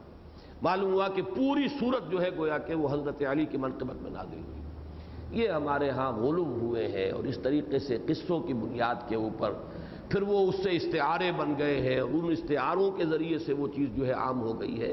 حالانکہ واقعہ یہ ہے کہ ذرا بھی انسان عقل سلیم سے کام لے، نہ تو اس کی اگر تو کچھ سند ہو تو چلیے پھر اس کے بارے میں کچھ غور کریں، کچھ تعویل کریں، کوئی اس کے لیے تلاش کریں، کوئی توجیہ کریں۔ سند بھی کوئی نہیں، صرف کہیں کا ایک قصہ ہے، صرف منسوب ہے حضرت عبداللہ ابن عباس کی طرف، بہرحال اس کے ساتھ اس کا کوئی تعلق نہیں۔ البتہ یہ ہے کہ مسکین بات سمجھ میں آتی ہے، محتاج، بھوکا، مسکین بنا ہے مسکنت سے۔ مسکنت کہتے ہیں ایک ایسی کیفیت کو جس میں انسان کے اعصاب جواب دے گئے، ضربت علیہم الذلۃ والمسکنہ، جو آدمی اپنے پاؤں پر کھڑا نہیں ہو پا رہا، تو مسکین وہی ہے جو محتاج ہے۔ بسا اوقات ایسا ہوتا ہے، آپ کو معلوم ہے نیورستھینیا ایک مرض ہے، دیکھنے میں آدمی بالکل صحیح سالم ہٹا کٹا نظر آتا ہے، لیکن اس کے اعصاب جواب دے گئے، قوت ارادی مزمحل ہو گئی، کچھ نہیں کر سکتا۔ تو مسکین کا لفظ مسکنت سے بنا ہے، مسکینم و یتیمن، یتیم ہے، یتیم معروف ہے، اور اسیرہ اصل میں پچھلے زمانے میں، اگرچہ یعنی مسلمانوں کے دور میں تو یہ روایت جو ہے اس طریقے سے جاری نہیں رہی ہے، اور حضرت عمر کے زمانے سے جیل خانے کا آغاز ہو گیا تھا۔ پہلے عرب میں جیل خانہ نہیں ہوتا تھا، بلکہ یہ ہے کہ جو اسیر ہوتے تھے، مثلا کسی شخص نے کسی کی رقم دینی ہے، وہ نہیں دے رہا، اب اس شخص کو اسیر بنا دیا جاتا تھا، اسی کا اسیر لفظ بنا ہے اصل سے، اصل کے معنی بندن۔ اسرا جو ہے، ابھی یہ لفظ آ بھی جائے گا اسی سورہ مبارکہ میں، شددنا اسرہم، ہم نے ان کی بندش بڑی مضبوط کی ہے، ان کے جو جوڑ ہیں بڑے مضبوط جوڑے ہیں ہم نے۔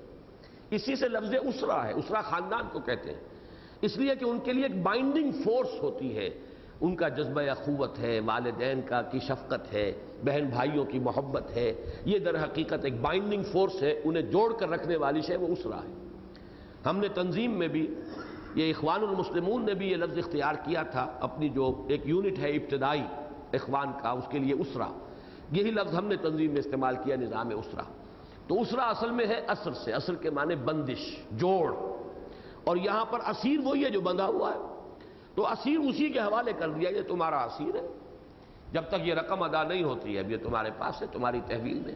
اب ظاہر بات ہے اسے وہ کھانا کیوں کھلائے، الٹا اور لینے کے دینے پڑ گئے ان کو، لہذا وہ یہ کہہ دیتے تھے جاؤ کھانا مانگ لو اپنے لیے، کھانا مانگ کے لے کے آ جاؤ، پھر یہاں پر جو بیڑیاں دوبارہ میں تمہارے پاؤں میں ڈال دوں گا۔ تو اس لیے اس وقت اسیروں کا بھی یہاں پر اس فہرست کے اندر اضافہ ہو جاتا ہے کہ وہ قیدی بھی جو ہوتے تھے وہ پھر وہ اتنا ہی وقت انہیں ملتا تھا کہ جاؤ جا کے مانگ لاؤ کچھ، تو وہ مانگتے تھے اور اپنا پیٹ بھرتے تھے۔ وَيُطْعِمُونَ الطَّعَامَ عَلَىٰ حُبِّهِ مِسْكِينًا وَيَتِيمًا وَأَسِيرًا إِنَّمَا نُطْعِمُكُمْ لِوَجْهِ اللَّهِ، ہم تو تمہیں کھلا رہے ہیں صرف اللہ کی رضا کے لیے، یہ ہے اصل شے۔ لا نريد منکم جزاء ولا شکورا، یہ ہے در حقیقت انفاق کے لیے جو شرط ہے اللہ کے ہاں مقبول ہونے کی۔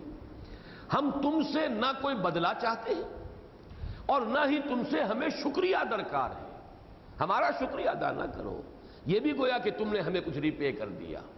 شکریہ کی بھی نیت اگر ہو گئی کہ یہ میرا شکریہ ادا کرے، یہ بھی در حقیقت آپ نے اپنے صدقے کو گویا کہ اپنے اس نیکی کے کام کو باطل کر لیا۔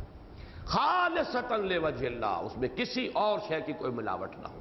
انما نطعمکم لوجہ اللہ، ہم جو کھلا رہے ہیں حالانکہ ہم خود بھی محتاج ہیں، ہم کچھ زیادہ امیر اور غنی نہیں ہیں، علی حبہ، ہم خود بھی بہت ہی احتیاج رکھتے ہیں اس شے کی، لیکن ہم آپ کو دے رہے ہیں اس لیے کہ ہمارا رب راضی ہو جائے۔ انما نطعمکم لوجہ اللہ لا نريد منکم جزاء ولا شکورا، ہم تم سے نہیں چاہتے نہ تو کوئی جزا، کوئی بدلہ، اور نہ ہی کوئی شکر کہ احسان مند ہی ہو جاؤ، یہ ایٹیٹیوڈ ہی اختیار کر لو، ہمارے سامنے ذرا گردن ہی جھکا کے چلا کرو۔ اگر یہ بھی کہیں انسان کی نیت میں شامل ہو جائے کہ میں کسی کے ساتھ احسان کروں، آخر کبھی کام آئے گا یا کچھ اور نہیں، تو ذرا بہرحال نگاہیں نیچی تو رکھے گا، یہ چیزیں بھی اگر شامل ہو گئی ہیں نیت کے اندر، تو معلوم ہوا کہ آپ نے لا تبطلوا صدقاتکم بالمن والاذی، وہ ابطال ہو جاتا ہے، وہ نیکی حبط ہو گئی، ضائع ہو گئی۔ انا نخاف من ربنا یوما عبوسا قمطریرا، وہ یہی مضمون جو پہلے آ چکا تھا کہ وہ ڈرتے رہتے تھے، یخافون یوما کان شرہ مستطیرا، آیت نمبر 7 میں۔ اب یہاں پر آیت نمبر 10 میں وہ لفظ آیا، انا نخاف من ربنا، ہم ڈرتے ہیں اپنے پروردگار سے، ہمیں خوف ہے پروردگار کا، یومن عبوسا قمطریرا، اس دن کا خوف ہے۔ عبوس کہتے ہیں، یہ عبس و تولی ایک سورہ مبارکہ ہے، تیوری چڑھی ہوئی ہو، ناراضگی کا انداز ہو، تو وہ دن ایسا ہوگا کہ اس کی تیوری چڑھی ہوئی ہوگی، یہ اس کی شدت، اس کی صعوبت، اس کی سختی، گویا کہ وہ عبوس کی صفت جو ہے، جو اس کا نتیجہ ہوگا، وہ اس کی طرف جو ہے اس کو جوڑ دیا گیا، وہ دن ہی ایسا ہوگا، بڑا کرخت دن، یوں کہہ لیجئے بڑا کرخت دن ہوگا۔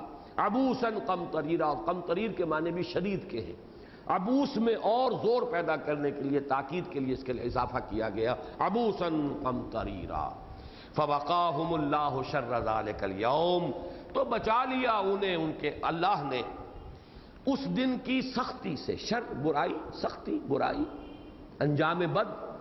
فوقاہم اللہ شر ذلک الیوم ولقاہم نضرۃ وسرورا، اور انہیں ہمکنار کر دیا، لقا یلقی تلقیتاً، ملا دینا، لقاء کے معنی ملنا، ملاقات، اسی سے باب مفعلہ ملاقات بن گیا، تو یہ جو ہے لقا، یہ ہے باب تفعیل، ملا دینا، جوڑ دینا، ہمکنار کر دینا، یہ صحیح ترین اس کا ہماری زبان میں جو ہے ترجمہ ہوگا، ہمکنار کرے گا انہیں تازگی سے اور سرور سے، خوشی سے، مسرت سے۔ نظرتاً، اب دیکھیے نوٹ کیجئے لفظی طور پر بھی، پچھلی صورت میں بھی یہ لفظ آیا تھا، وجوہ یومئذ ناظرۃ الی ربہا ناظرہ، اور یہ بھی نوٹ کر لیجئے کہ اس مادے سے پورے قرآن میں صرف 3 جگہ لفظ آئے ہیں، ایک لفظ ناظرہ جو سورہ قیامہ میں آیا، نظرتاً و سرورا جو یہاں آیا، جو اس کی یہ تو جوڑا ہے، اور ایک جو سورہ مطففین ہے وہ مضمون کے اعتبار سے سورہ دہر سے بہت مناسبت رکھتی ہے. اس میں بھی وہ دوسرا چشمہ جو ہے اس کا ذکر ہے، وہ چشمہ جس کی پھر ملونی ہوگی تسنیم، وہ اس کا ذکر ہے. اور وہاں پر بھی ہے تعرف فی وجوہہم نظرۃ النعیم. بس 3 جگہ پر اس مادے سے یہ قرآن مجید میں الفاظ آئے. لقاہم نظرۃ مسرورا، ہمکنار کرے گا انہیں تر و تازگی سے، شادابی سے، اور مسرت اور خوشی سے. بجزاہم بما صبروا، اور بدلہ دے گا. اب یہاں پر جیسا کہ بارہا میں نے عرض کیا ہے کہ قیامت کے احوال ہیں یہ عالم آخرہ کے، لیکن ہمیشہ یہ قرآن مجید میں ماضی کے صیغے سے آتے ہیں، جیسے کہ یہ ہو چکا، as if it has been done. اتنا قطعی، اتنا یقینی، اس لیے کہ ماضی جو ہے فعل ماضی عربی زبان میں وہ صرف اسی کو ڈینوٹ نہیں کرتا کہ کوئی واقعہ ہو چکا ہو، بلکہ کسی شے کی قطعیت اور حتمیت، اس کا یقینی ہونا، جیسے کہ ہو گیا. اس لیے فرمایا جزاہم، جزا دے گا، بدلہ دے گا انہیں، بما صبروا. یہ لفظ بہت جامع آیا یہاں پر. یہ ساری شخصیت، یہ سارا کردار در حقیقت ایک لفظ صبر کے اندر مضمر ہے.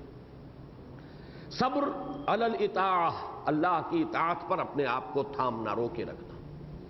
صبر عن المعصیہ، گناہوں سے، معصیت سے، نافرمانیوں سے اپنے آپ کو تھامے رکھنا، روکے رکھنا. صبر علی البلاء، مصیبتیں، تکلیفیں، آزمائشیں، امتحانات، اس میں ثابت قدم رہنا. پھر مال کی محبت جو ہے اس کو اپنے اوپر غالب نہ آنے دینا، یہ بھی صبر ہے کہ وہ یطعمون الطعام علی حبہ مسکینا ویتیما واسیرا.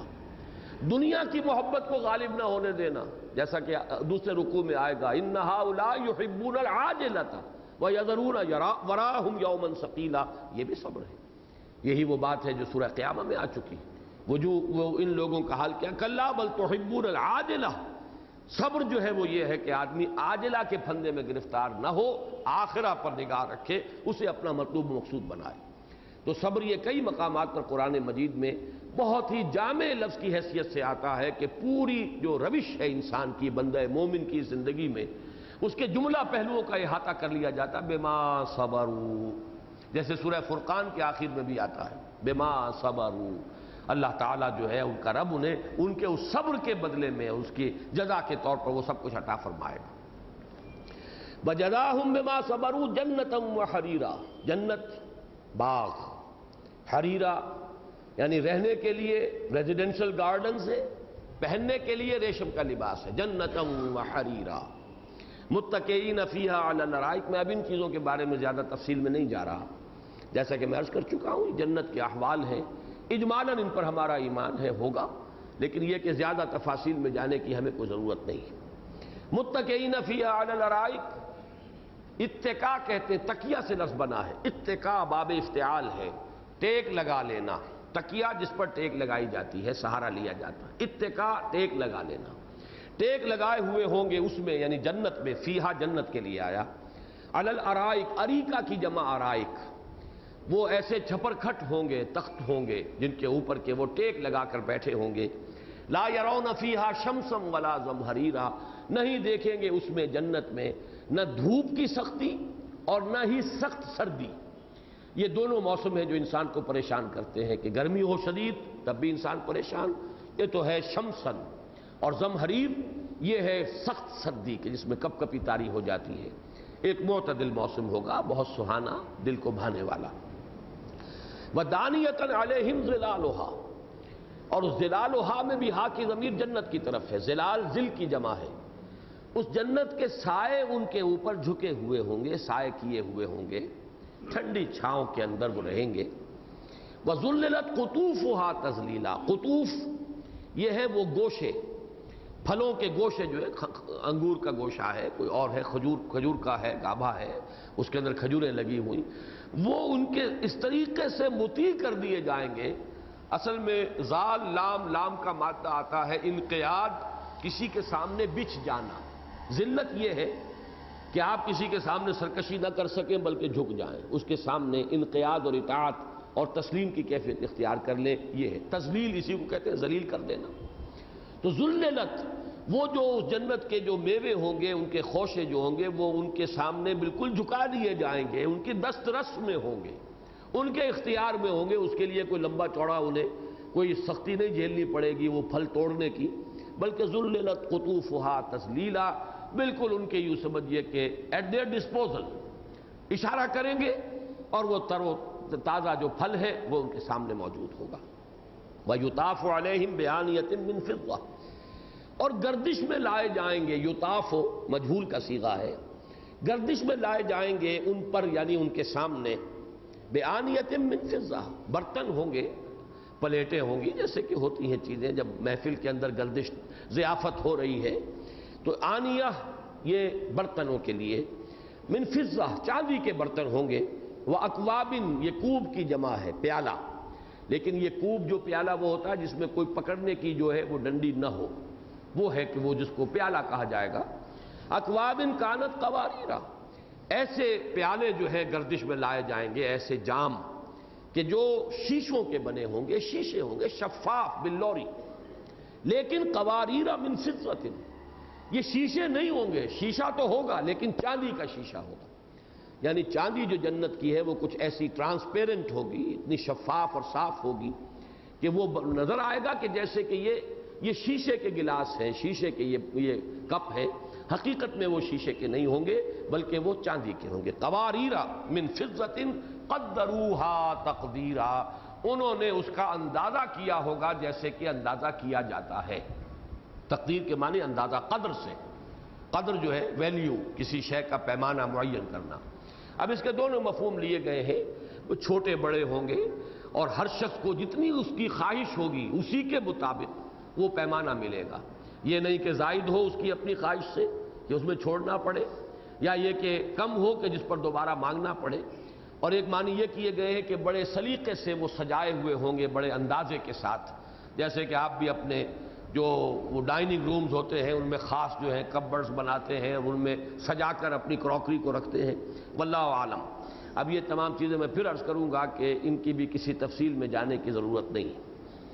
قواریر من فضۃ قدروہا تقدیرا ویسقون فیہا کأسا کان مزاجہا زنجبیلا، اور وہ پلائے جائیں گے اس میں وہ پیالہ جس میں کہ ملونی ہوگی، تمزیج ہوگی، ملاوٹ ہوگی، ملونی ہوگی زنجبیل کی، سونٹ کی۔ یہ سونٹ جو ہے یہ عربوں کی بہت مرغوب شے ہے، یہ کافی کے اندر بھی ڈالتے ہیں، دودھ میں بھی ڈال کر پیتے ہیں، اور یہ در حقیقت جس کو کہ ہماری قدیم جو طب ہے اس میں بادی کہا جاتا ہے، بادی مارنے والی شے ہے، تو یہ ان کے ہاں بکثرت استعمال ہوتی ہے۔ اور واقعہ یہ کہ میں خود حیران ہوا، حیدرآباد دکن سے اب ایک بزرگ تھے ہمارے، وہ مستوسی صاحب، وہ آیا کرتے تھے چونکہ وہ عرب تھے، تو انہوں نے جب مجھے وہ سونٹ پلائی ہے کافی میں تو جو لذت محسوس ہوئی مجھے، وہ مجھے آج تک یاد ہے۔ پھر انہوں نے کہا دودھ میں ڈال کے کبھی پیجئے اس کو۔ واقعہ یہ ہے کہ ایسی خوشبو اور اتنی عمدہ لذیذ اس کا ذائقہ جو ہے وہ بنا، تو یہ بھی زنجبیل، یہ بھی کوئی اس مشروب کے اندر اس کی کوئی ملونی ہوگی۔ یسقون فیہا کاسا کان مزاجہا زنجبیلا عینا فیہا تسمی سلسبیلا۔ اب یہاں پہ پھر وہی بات آئی، کافور کی ملونی ہوگی لیکن وہ کافور کا بھی ایک چشمہ ہوگا یا کافور چشمے کا نام ہوگا۔ یہاں پر زنجبیل کی ملونی ہوگی لیکن زنجبیل بھی ایک چشمہ ہے، یا زنجبیل کا جو ہے وہ بھی ایک کوئی چشمہ ہے کہ جو جنت میں بہہ رہا ہو، واللہ عالم۔ عینا فیہا، یہ بھی ایک چشمہ ہے جنت کے اندر، فیہا کی ضمیر پھر جنت کی طرف ہے، تسمی جس کا نام رکھا گیا ہے سلسبیلا، یہ سلسبیل ہے۔ سلسبیل اور تسنیم یہ دو لفظ قرآن مجید میں جنت کے چشموں کے لیے آئے ہیں، وہ سورہ مطففین میں ہے، مزاجہ من تسنیم عینا یشرب بہا المقربون ویطوف علیہم ولدان مخلدون، اور گردش میں ہوں گے ان پر، یعنی ان کے سامنے جیسے خادم ہوتے ہیں، وہ جب کبھی اعلیٰ ضیافت ہو رہی ہو کسی اونچی محفل میں تو خادم جس طریقے سے گھوم رہے ہوتے ہیں، وہ برتن لیے ہوئے، پیمانے لیے ہوئے، یطوف علیہم، پھر یہ کہ گھروں کے اندر بھی ظاہر بات ہے خادموں کی ضرورت ہوتی ہے، یطوف علیہم ولدان مخلدون، ولدان ولد کی جمع ہے، لڑکے ہوں گے جو ان پر طواف کرتے رہیں گے، پھرتے رہیں گے، گھومتے رہیں گے، ضرورتیں معلوم کرتے رہیں گے، آرڈرز لیتے رہیں گے، جیسے آپ بوائے کہہ کر پکارتے ہیں کسی ریسٹوران میں، اور یا ولد، یہ عربوں کا جو ہے یہ لفظ جو ہے چلتا ہے ان کے ہاں بھی کسی کو پکارنے کے لیے، تو ولدان اسی کی جمع ہے، ولدان مخلدون، لیکن مخلدون کے معنی یہ ہے کہ وہ اسی عمر پر رہیں گے۔ اس میں ایک بڑا رمز ہے۔ اصل میں کوئی شخص آپ کے ہاں ملازم رہا، آپ اس کو لے آئے ایسی عمر میں کہ اب اس کو آپ نے اپنے مزاج سے شناسا کر دیا، وہ جانتا ہے باپ کے مزاج کو کہ کیا آپ کی طبیعت کا تقاضا کیا ہوتا ہے، کس وقت آپ کو کیا شے پسند ہے، کیا چیز ناپسند ہے۔ اب وہ اگر جوان ہو گیا، آپ کو گھر سے نکالنا پڑے گا اسے، اس اعتبار سے اب وہ نیا کوئی آئے گا تو پھر اس کو ٹرین کرنا ہوگا۔ تو مخلدون میں یہ ہے کہ وہ اسی عمر پر رہیں گے، وہ ہمیشہ وہ خادم ہوں گے، اور ان کی عمر جو ہے وہ ایسی نہیں ہوگی کہ پھر وہ آپ کی خدمت کے قابل نہ رہے یا آپ کو انہیں اپنے گھروں سے رخصت کرنا پڑے۔ وَيَطُوفُ عَلَيْهِمْ وِلْدَانٌ مُخَلَّدُونَ إِذَا رَأَيْتَهُمْ حَسِبْتَهُمْ لُؤْلُؤًا مَّنثُورًا، جب تم انہیں دیکھو گے تو ایسے محسوس کرو گے کہ جیسے موتی ہیں بکھرے ہوئے، یعنی نہایت خوبصورت حسین وہ جو بھی خادم ہوں گے۔ غلمان جن کے لیے لفظ آتا ہے، غلام کی جمع غلمان، تو وہ غلمان جو ہوں گے وہ جیسے کہ موتی بکھرے ہوئے ہوں، جب وہ چل پھر رہے ہوں گے تو ایسے موتیوں کی طریقے سے وہ نظر آ رہے ہوں گے۔ لؤلؤا منثورا، نثر کہتے ہیں بکھری ہوئی شے کو، اسی سے اصل میں فرق سمجھ لیجئے، نثر اور نظم میں فرق کیا ہے؟ الفاظ ہی ہیں، اگر وہ بکھرے ہوئے منتشر ہیں، کوئی خاص اس کے اندر اوزان نہیں، کوئی قافیہ نہیں، کوئی ردیف نہیں، کوئی بحر نہیں، تو وہ نثر ہے۔ لیکن اگر وہ کسی تنظیم کے اندر آ گئے، نظم میں آ گئے، پابند ہو گئے، اور اس کے اندر اب بحر بھی ہے، قافیہ بھی ہے اور ردیف بھی ہے، اب یہ نظم ہے۔ تو تنظیم در حقیقت ہے کسی شے کے اندر نظم کا پیدا ہو جانا، ڈسپلن کا پیدا ہو جانا، اس کے اندر کوئی ایک ہم آہنگی کا پیدا ہو جانا، اور نثر ہے بکھرے ہوئے ہونا، منتشر ہونا۔ اذا رأیتہم حسبتہم لؤلؤا منثورا، بلکہ مجھے وہ یاد آیا تھا حفیظ کا مصرع، بلکہ شعر ہے کہ آوازیں بھی جو ہیں، آوازیں اگر بے ہنگم آوازیں ہیں تو وہ شور ہے، آپ کی طبیعت کے اوپر گراں گزرے گا، لیکن وہی کسی حساب کتاب میں آ جائے، موسیقی کی ردم اور اس کا اپنی وہ تال سر جو ہے اس میں ہو، اس کی اپنی دوسری کیفیت ہو جائے گی۔ اسی کو حفیظ نے بڑا پیارا شعر ہے یہ، کیا پابند نئے نالے کو میں نے، یہ طرز خاص ہے ایجاد میری۔ یہ پابندی ہی تو ہے در حقیقت، ایک نظم کی پابندی ہے کہ جس سے وہ نغمہ بن جاتا ہے، اب اس کے اندر جو ہے کیفیت پیدا ہو گئی۔ وہی آواز جو ہے اگر بے ہنگم ہے تو اس کی طبیعت ابا کرتی ہے۔ اذا رأیتہم حسبتہم لؤلؤا منثورا واذا رأیت ثم رأیت نعیما وملکا کبیرا، اور جب تم دیکھو گے، جہاں دیکھو گے وہیں پاؤ گے۔ یہ سما جو ہے یہ سما نہیں ہے، سما ہے۔ سما جو ہے اس کا مفہوم ہوتا ہے جیسا کہ انگریزی میں آپ کہتے ہیں دیر اینڈ دین، وہیں کا وہیں۔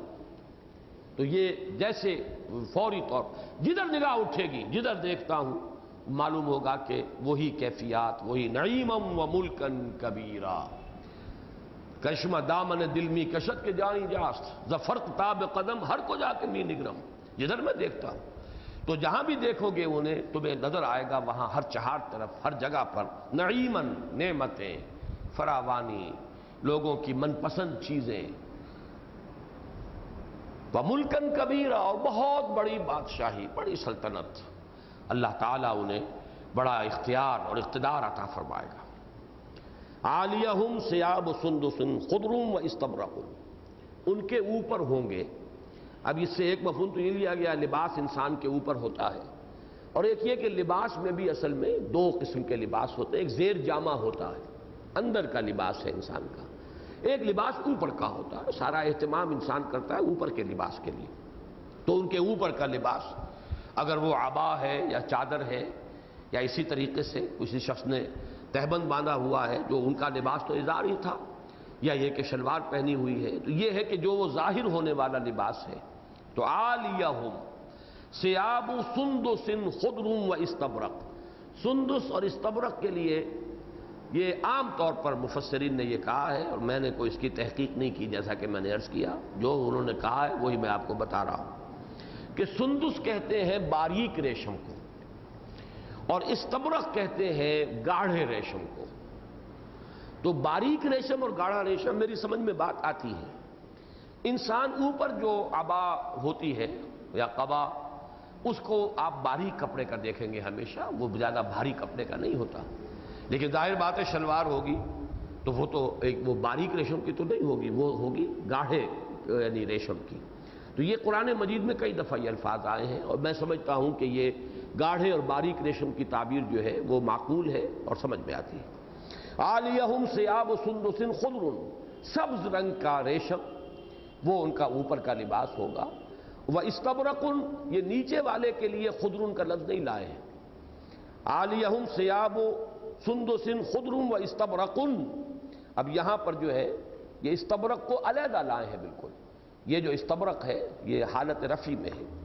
وَحُلُّوا أَسَاوِرَ مِن فِضَّةٍ، اور انہیں پہنائے جائیں گے کنگن چاندی کے۔ یہ کنگن بھی پرانے زمانے میں بادشاہوں کے رواج تھے، کنگن پہنا کرتے تھے۔ اور مجھے یہ واقعہ یاد آ گیا ہے کہ حضور نے وہ جن صاحب نے بعد میں ایمان لے آئے صحابی ہیں لیکن تعاقب کیا تھا، سراقہ، حضور صلی اللہ علیہ وسلم جب ہجرت کے سفر پر جا رہے تھے تو سراقہ نے تعاقب کیا تھا، اور 3 دفعہ اس کے گھوڑے کے جو ہے اگلے دونوں پاؤں زمین میں دھسے ہیں۔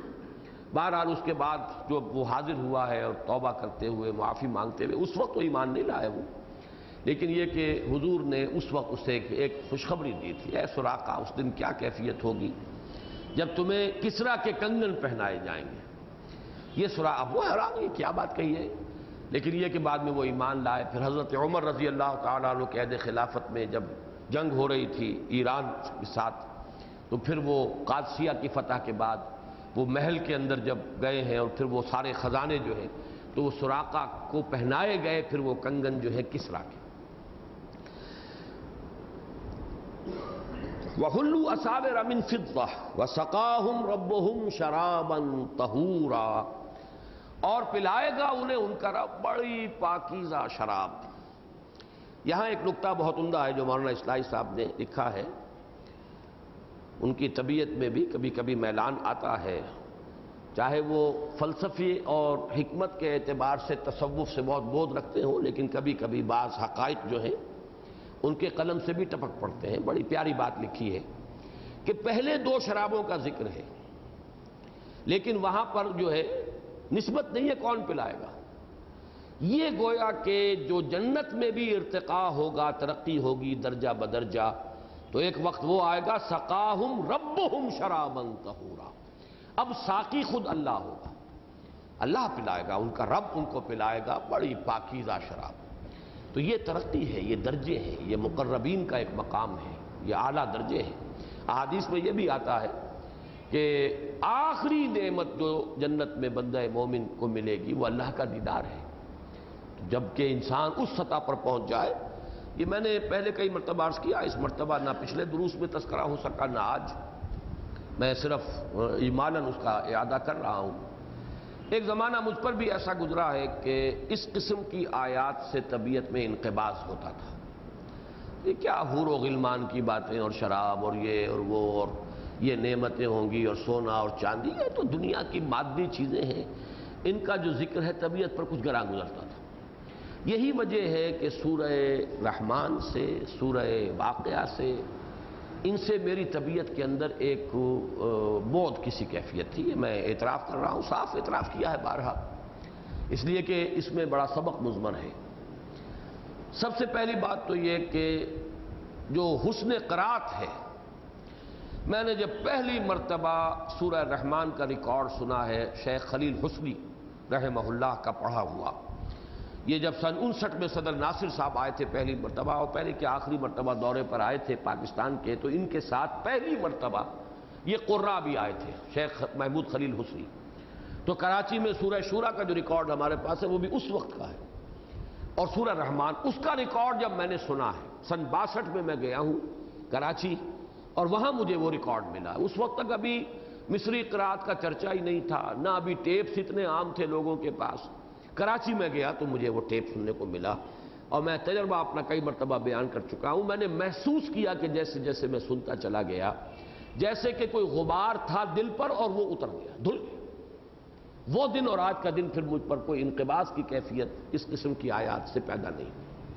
یہ تو میں دیا کرتا ہوں اپنے تجربے کے حوالے سے، دلیل پیش کیا کرتا ہوں کہ حسن قرات کی بڑی تاثیر ہے، حالانکہ عقلی طور پر تو کوئی بات میرے سامنے نہیں آئی تھی، کوئی دلیل تو اس کے اندر مضمر نہیں تھی، جس چیز کی وجہ سے انقباض تھا وہ بات تو جو کی تو تھی، لیکن حسن قرات تب مجھے سمجھ میں آیا، اور جو میں نے مسلمانوں پر قرآن مجید کے حقوق نامی کتابچے میں جو خاص طور پر ایک عنوان باندھا ہے کہ تلاوت کا حق ادا کرنے میں یہ بھی ہے کہ حسن صوت جو ہے، زین القرآن باصواتکم، قرآن کو اپنی آوازوں سے مزین کرو۔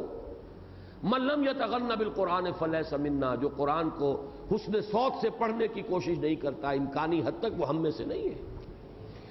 اور یہ بھی حدیث ہے کہ اللہ تعالیٰ کسی شے کو، کسی چیز کو اس طرح کان لگا کر نہیں سنتا جیسے کہ حسن صوت کے ساتھ پڑھے جانے والے قرآن کو سنتا۔ تو یہ جو تاکیدیں آئی ہیں تو واقعہ یہ ہے کہ ان کی اصل حقیقت اور اہمیت جو ہے مجھ پر منکشف ہوئی اپنے تجربے کی بنیاد پر، اور اللہ کا شکر ہے پھر وہ ذوق تو خیر مجھے پہلے بھی تھا قرات کا، لیکن یہ کہ یہ سورہ رحمان کی قرات کا رکھا، پھر سورہ واقعہ یہ اللہ تعالیٰ کی طرف سے ہوا ہے کہ شیخ خلیل حسری پھر چند سال کے بعد جب یہاں آئے ہیں تو یہاں جامعہ اشرفیہ میں جو نشست منعقد ہوئی اس میں سورہ واقعہ انہوں نے لی، تو وہ حجابات میرے دور ہو گئے۔ البتہ یہ کہ بعد میں اس کے لیے ایک منطقی دلیل بھی میرے پاس ہے۔ وہ منطقی دلیل یہ ہے کہ دنیا میں بندہ مومن اپنے اوپر، جیسے کہ ایک لفظ ہے سیلف امپوزڈ ایگزائل، اپنے اوپر انسان جو ہے جلا وطنی اپنے اوپر لگا لے اور چلا جائے ملک سے، ہو سکتا ہے بے نظیر بھٹو پھر بھاگے یہاں سے، اور وہ سیلف امپوزڈ ایگزائل جو ہے، چونکہ آج ایک خبر ہے کہ وہ کوئی ادارہ ہے امریکہ کا، اس کی دعوت اس نے قبول کر لی ہے۔ یہ میں نہیں کہہ سکتا یہ جانے دیتے ہیں کہ نہیں دیتے، ہو سکتا ہے یہ بھی کہیں کہ یہ بلا ٹل جائے تو اچھا ہے۔ تو ایک سیلف امپوزڈ جو ہے وہ ایگزائل ہوتا ہے، اسی طریقے سے ایک بندہ مومن اس زندگی میں اپنے اوپر بہت سی لذتوں کو حرام کرتا ہے۔ چلیے اسی وجہ سے صحیح کہ وہ عقل حلال کی پابندی کرتا ہے تو بہت سی لذتیں اسے دنیا کی نہیں ملتی، روکھی سوکھی کھا کر گزارا کرتا ہے، فقر و فاقہ کے عالم میں گزارا کر دیتا ہے۔ تو اب جتنی بھی انسان کی جبلی خواہشات ہیں، اب یہاں پہ میں لفظ جبلت استعمال کر رہا ہوں، یہ جبلی خواہشات کے جو یہاں پر اس لیے پوری نہیں ہو سکی کہ اس نے حرام کا رخ نہیں کیا، برے راستے کی طرف جو ہے اس نے رجوع نہیں کیا، تو اب واقعتاً منطقی طور پر ثابت ہوتا ہے کہ جنت میں سب سے پہلے تو انہیں وہی جو ان کی جو جبلی خواہشات تھیں بھرپور تسکین کا سامان فراہم کیا جانا چاہیے کہ جو دنیا کے اندر تم نے ہمارے احکام کی وجہ سے ہمارے دین کے لیے اپنی جد و جہد، اپنی صلاحیتیں اور توانائیاں لگا کر جس طرح تم نے اپنے آپ کو محروم کیا نعمتوں سے، آسائشوں سے، تو اب یہ ہے کہ اس کا بھرپور صلہ تو تمہیں مل جائے گا۔ لیکن یہ در حقیقت نزل ہے، یہ جاتے ہی جو فوری طور پر ملے گا، اور اس میں وہ سب کچھ بھی ہوگا، لَكُمْ فِيهَا مَا تَشْتَهِي أَنفُسُكُمْ وَلَكُمْ فِيهَا مَا تَدَّعُونَ نُزُلًا مِّن غَفُورٍ رَحِيمٍ، یہ نزل ہے، یہ ابتدائی مہمان نوازی ہے، باقی اس کے بعد ضیافت جو ہونی ہے اس کا تم تصور ہی نہیں کر سکتے۔ مَا لَا عَيْنٌ رَأَتْ وَلَا أُذُنٌ سَمِعَتْ وَمَا خَطَرَ عَلَىٰ قَلْبِ بَشَرٍ، جو اصل نعمتیں ہیں وہ تو پھر وہ ہوں گی جن کا تمہیں کوئی تصور ہی نہیں۔ بہرحال یہ چیزیں جو ہے مجھے خوشی ہوئی جب میں نے دیکھا کہ یہاں مولانا اصلاحی صاحب کے قلم سے بھی کچھ چیزیں ٹپکی ہیں۔ وَسَقَاهُمْ رَبُّهُمْ شَرَابًا طَهُورًا، وہ پاکیزہ شراب ان کا رب انہیں پلائے گا۔ إِنَّ هَذَا كَانَ لَكُمْ جَزَاءً وَكَانَ سَعْيُكُمْ مَشْكُورًا، یہ سب کچھ تمہارے لیے بدلہ ہے۔ یہ بات میں نے بہت مرتبہ بیان کی ہے کہ بندہ مومن اپنی کسی عمل پر کوئی اسے غرہ نہیں ہوتا، اس کا اعتماد اپنے اعمال پر نہیں ہوتا، وہ صرف اللہ کے فضل کا طالب ہوتا ہے۔ وہ کبھی یہ نہیں سمجھتا کہ میں اپنے عمل کے نتیجے میں جنت کا مستحق ہوں، وہ وہاں بھی جا کر یہی کہے گا الحمدللہ الذی ہدانا لہذا وما کننا لنہتدی لولا ان ہدانا اللہ، کل شکر کل حمد اس اللہ کے لیے ہے جس نے ہمیں ہدایت بخشی، اور ہم ہرگز ہدایت یافتہ نہ ہو سکتے اگر اللہ ہمیں ہدایت نہ دیتا۔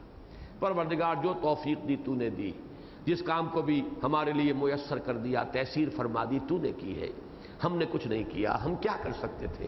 لیکن اللہ تعالیٰ جواب میں فرمائیں گے ان ھذا کان لکم جزاء، نہیں یہ تمہارے اعمال ہیں، یہ تمہاری محنتیں ہیں۔ ان ھذا کان لکم جزاء، فضل بھی ہوگا، لدینا مزید، ہمارے پاس اور بہت کچھ ہے، لیکن یہ کہ بنیادی بات جو ہے وہ جزا کی ہے، اس لیے کہ جب فلسفہ آ چکا تھا نبتلی ہے، امتحان میں ہم نے تمہیں ڈالا، اس امتحان میں تم کامیاب ہوئے، تمہارا اپنا چوائس تھا، تم نے اس ہدایت فطری کو تم نے اس پر لبیک کہا، اسی کی پیروی کی، اسی راستے پر چلے، خیر کی طرف بڑھے، شر سے اپنے آپ کو بچایا، حرام سے روکا اپنے آپ کو، اب یہ تمہارے لیے بدلہ ہے۔ ان ھذا کان لکم جزاء۔ اچھا، یہاں اس وقت میرا ذہن منتقل ہوا ہے کہ یہ نزل کے لیے یہ لفظ جو ہے 100% صحیح ہے۔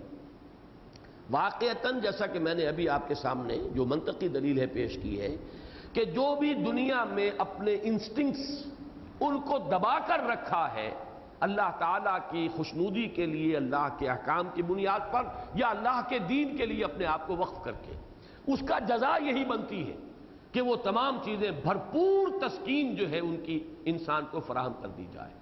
لہذا یہ تمام نعمتیں جن کا تذکرہ ہو رہا ہے، جو واقعتاً انسان کے لیے جبلی طور پر، جو اس کے اندر اس کا جو بھی مادی اس دنیا کے اندر جو اس کی خواہشات تھیں یا جس قسم کی چیزیں اسے مرغوب تھیں، طبعی اعتبار سے، جبلی اعتبار سے یہ ان کی بھرپور تسکین ہے۔